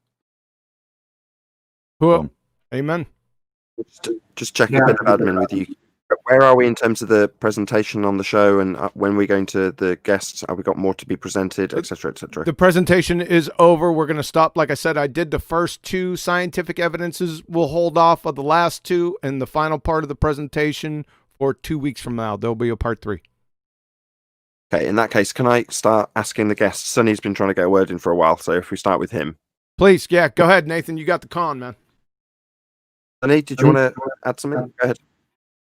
I just wanted to say thank you, Whitsitt, for helping forge ahead with the conversation, because what I can see in my 3.5 years of since I discovered flat Earth, that the globe is raggedy at best.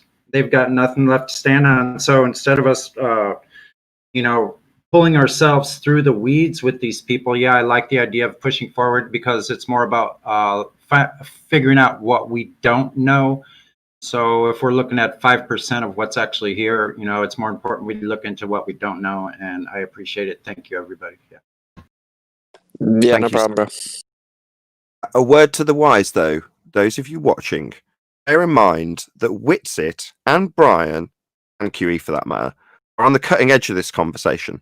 Just in case anybody thinks, oh, well, we'll go about our merry way debating about what might be, when you don't understand either flat Earth, what it is and what it isn't, and the globe Earth, what it is and what it isn't, you're going to find that you're postulating your nonsense only for a globe Earth to come along and humiliate you based on your nonsense.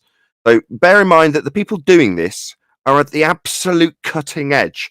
There's no way on this earth I wouldn't stand behind literally everything Whitsitt said in a debate. I'd stand shoulder to shoulder knowing that he knows everything about the subject to be able to debate it with an opponent. So while this friendly thing might come across as very kumbaya, I just don't want anybody to get a full sense of security if you don't actually know the subject yet. Just a word to the wise. We'll go up the list in reverse order. So Travis, are you there? Can you hear us? Have you got anything to add? No, I actually got in late, guys. So no, carry on. Thanks. No bother. Smokescreen, did you have anything you wanted to add to this conversation after sitting through QE's presentation, or at least half of it?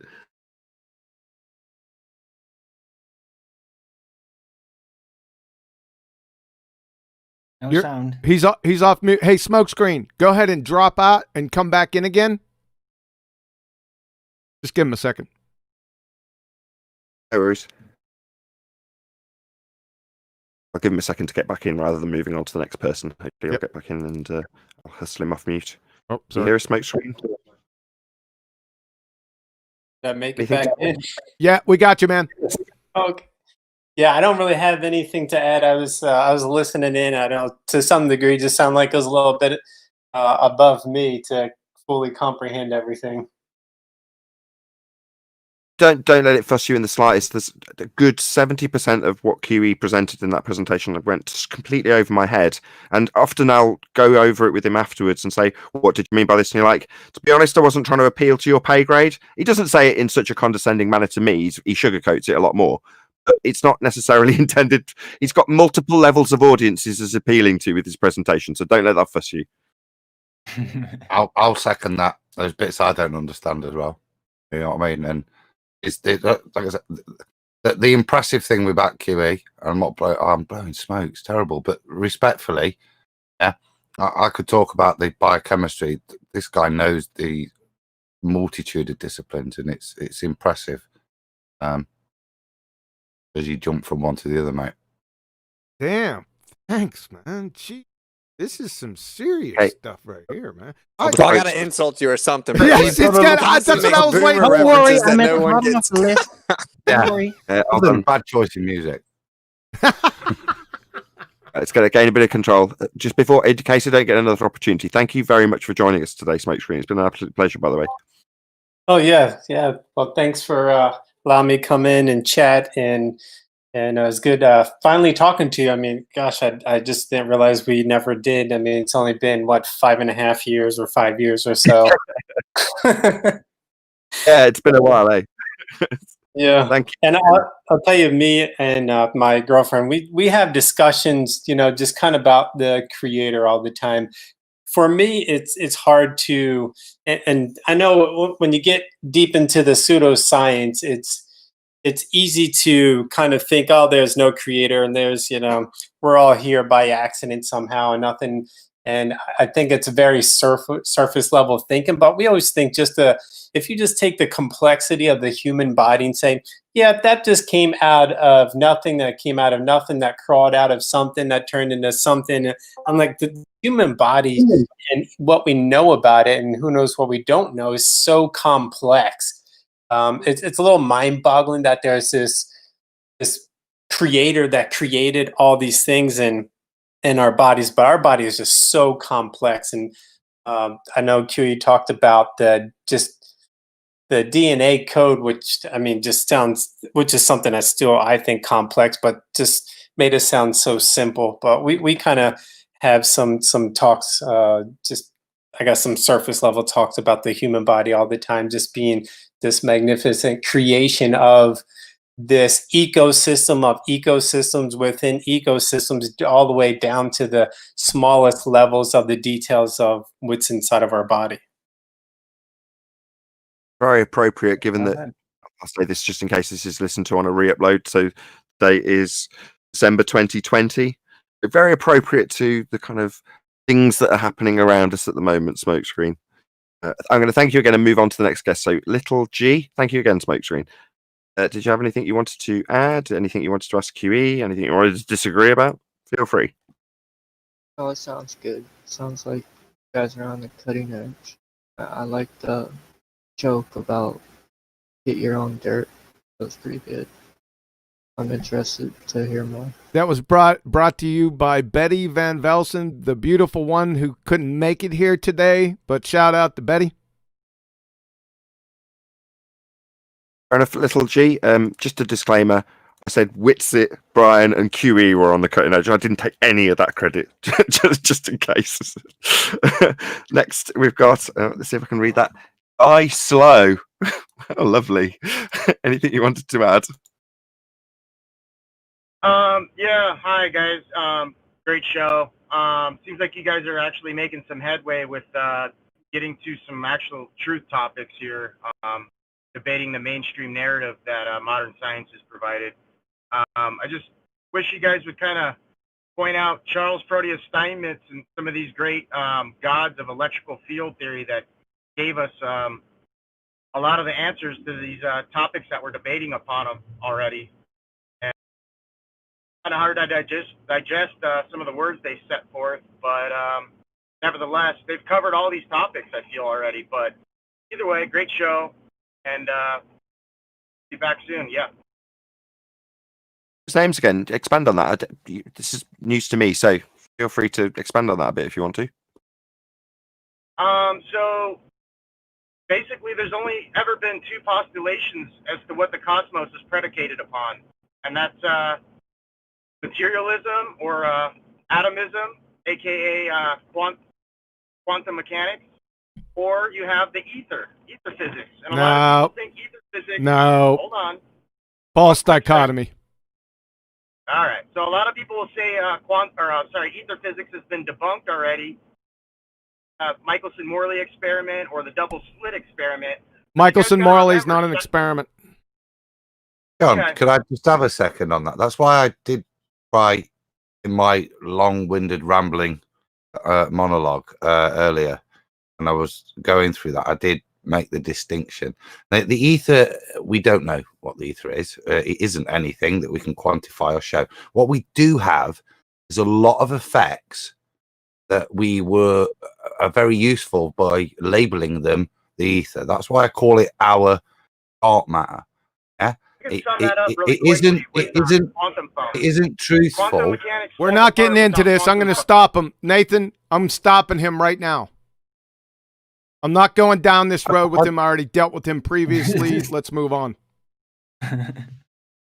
Okay, fair enough. He's spouting quantum foam, right? Yeah, right? Quantum foam. Did you ever hear that come out of my mouth?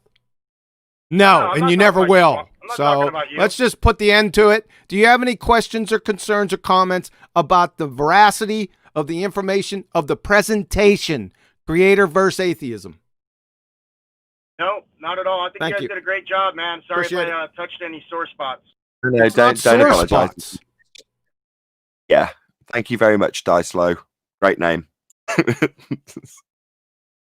Moving on, we've got one last person. Is it Armistan? How do you say that? Aramistan. Amaristan. Anything you wanted to add? Anything you wanted to ask? Feel free. I did the same thing earlier, Nathan. Yeah, you can call me anything, just not late for dinner. I'm going to tip my hat to everybody in this audience and on the panel, especially because I haven't seen a more truthful bunch of people in my life in this community. It's like a breath of fresh air, minus the world outside and all of the ignorance in it. Every time I listen to every one of you debate, I am so enlightened and blessed to be a part of it because it's real. And I want to thank you all for that from the bottom of my heart. Sure. You are most Good job welcome. to get it here. Hey, I'm only joking. Thank you very much. Appreciate you, brother. He deserves most of the plaudits for that statement, I think. Without his actions, and that wouldn't be true. Witsit disagrees with us on something, so really we should have his job. Yeah, take him out. Ring his boss right now.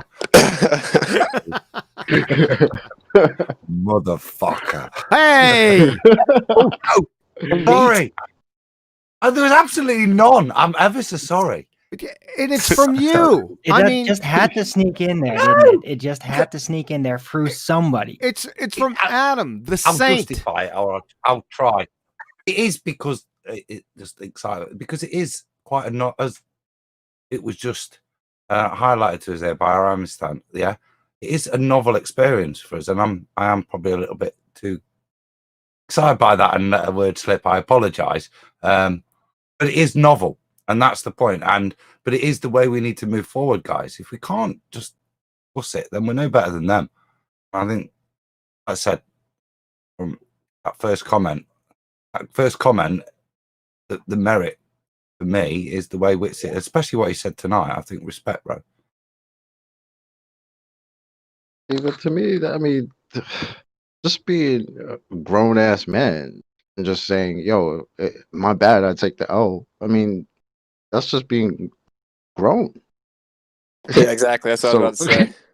You feel me, bro? Like that's why I can respect what's as peoples, because that's just what grown men do, right? Stop it. Then you got these other clowns.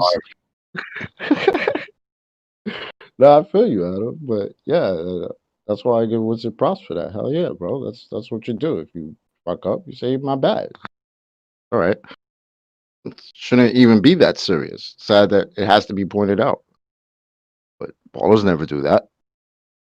And they're wrong all the time. Welcome to 2020 clown world where gammas run wild. Exactly. Crazy. Yeah, and we're all just a bunch of veteran soldiers here. And we got so traumatized from the constant barrage, baller trolls sneaking in the corner, trying to jump at you when you don't look, that we're all just like so used to like, whoa, he's making a move. Is he going to attack me? He's secretly a baller, pretending to be a flat earther after all these years. You know, it's combat fatigue, you know? Yeah, And I got it myself. So you speak for yourself. I see myself as battle hardened. You see yourself as shell shocked. I just did that. But I'm not the only one. Well, tell him again, Nathan, because he rumpushed you. When the energy runs high, it happens. You know? Speak for yourself. You see yourself as shell shocked. I see myself as battle hardened. Very funny. Revitalized. You could just, not make a joke about it. Maybe. Oh, my bad. Sorry for being humorous. Damn him! And me. Jeez. Right, well, I think we've heard from everybody unless there's been anyone else. Oh, we've got one new Shadow. Did you want to add anything? Feel free. I'm a little busy at the moment. Okay. Okay. All right. No Good. problem.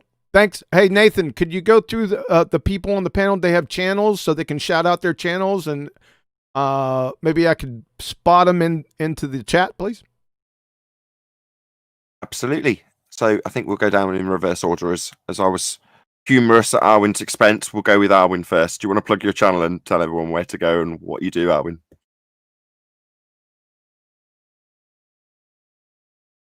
Arwin. All right. Maybe he's waiting for a double plug because he knows I'll do it. So that's ARWIJN, and he runs a daily show which goes out at 12 p.m. UK time, so midday UK time on his channel, which is of that exact same name, Arwin, ARWIJN. That's the Flat Earth Early Bird. Now an extended Flat Earth Early Bird because he runs a 2-hour show daily. So maybe he'll come back and give us a few more comments. I will go to him at the end. Maybe we'll round out with Arwin. Chocolate saying you've actually got a channel to plug now, so yeah, no excuses for you to plug. Okay. Yeah, I have a channel. It's Chocolate saying. I don't really have any live shows or anything, but I am starting to make music. So I don't know if you'd call it that. Yeah, let's relax, John. Okay. Thanks. How dare you? Nobody asked me.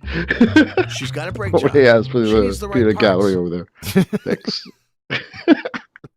But yeah, I mean, check it out. I should have some new music coming out, and I actually just released a video on my channel made by Spurs Schemo, called "Why Would They Lie," with a couple of other people from 24/7. One of which is Witsit Gets It, who's on the panel now. So pretty dope song. Check it out.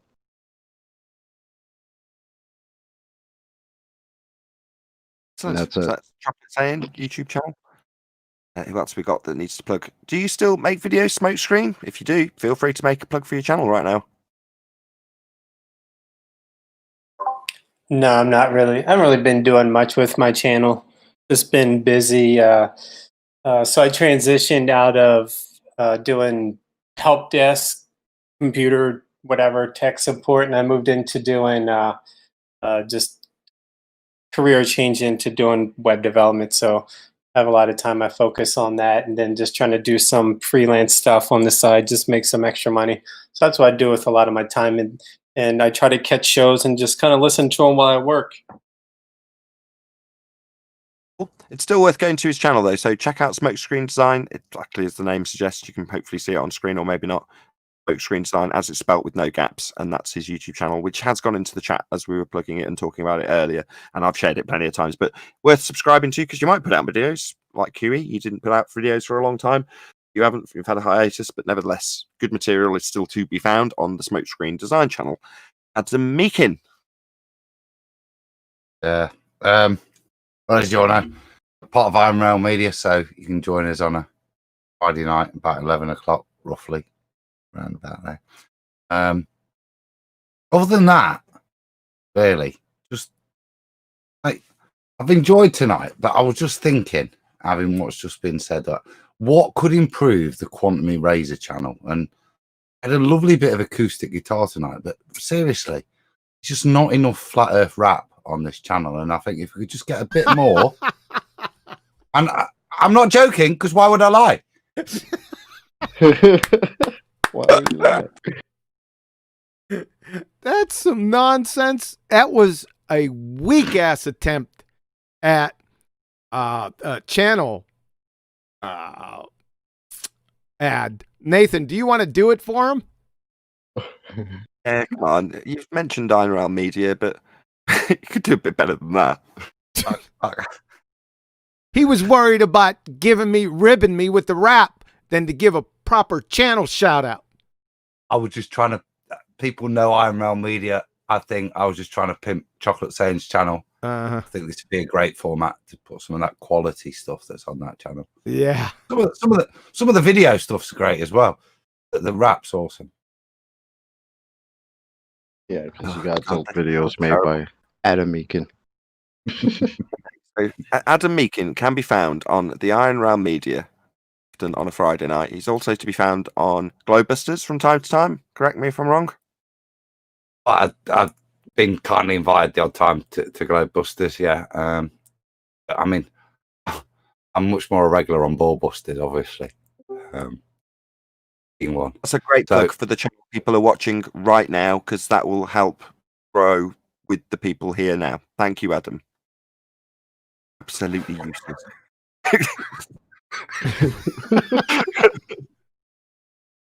Yeah, what's it? Yeah, I'm on YouTube. What's it gets it? WITSIT. Not for the faint of heart. You know, I tend to slaughter sacred cows, but if you could put your big boy pants on, then yeah, should be a good time. Jainism Friday Lounge, usually on there Fridays. Ballbusters on their Sundays. Usually try to go live around 10 Eastern. So yeah, that's about it. What's it gets it on YouTube? I populated your channel.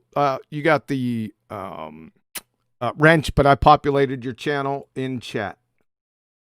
Thank you, sir. Excellent. Nathan, sir, take us home. I'll plug me as well, so why not? Going out on my second channel, which is Nathan Oakley, is a brand spanking new Flat Earth Debate Uncut and After show. So if you watched the Tim Osmond show earlier today, this show is a brand new show. So 2 new shows in one day. Amazing stuff. So check out my second channel. I've put links in the live stream chat. So first of all, a huge, massive, enormous thank you to Quantum Eraser for putting together such a brilliant presentation. There will undoubtedly be a part 3 as the 2 more scientific evidences to be presented. So that'll probably be on Ballbusters part 3 of this presentation in 2 weeks from now. If you're watching this on my channel, then wonderful. Thank you very much for joining us. Thank you for having me, Quantum Eraser. Thank you to everybody who joined from the public audience in Discord. And of course, a massive thank you to all of the regular Ballbusters panel for making today's show possible. Quantum Eraser, you've been Ace. I've been Nathan Oakley, and we'll see you all in the next video.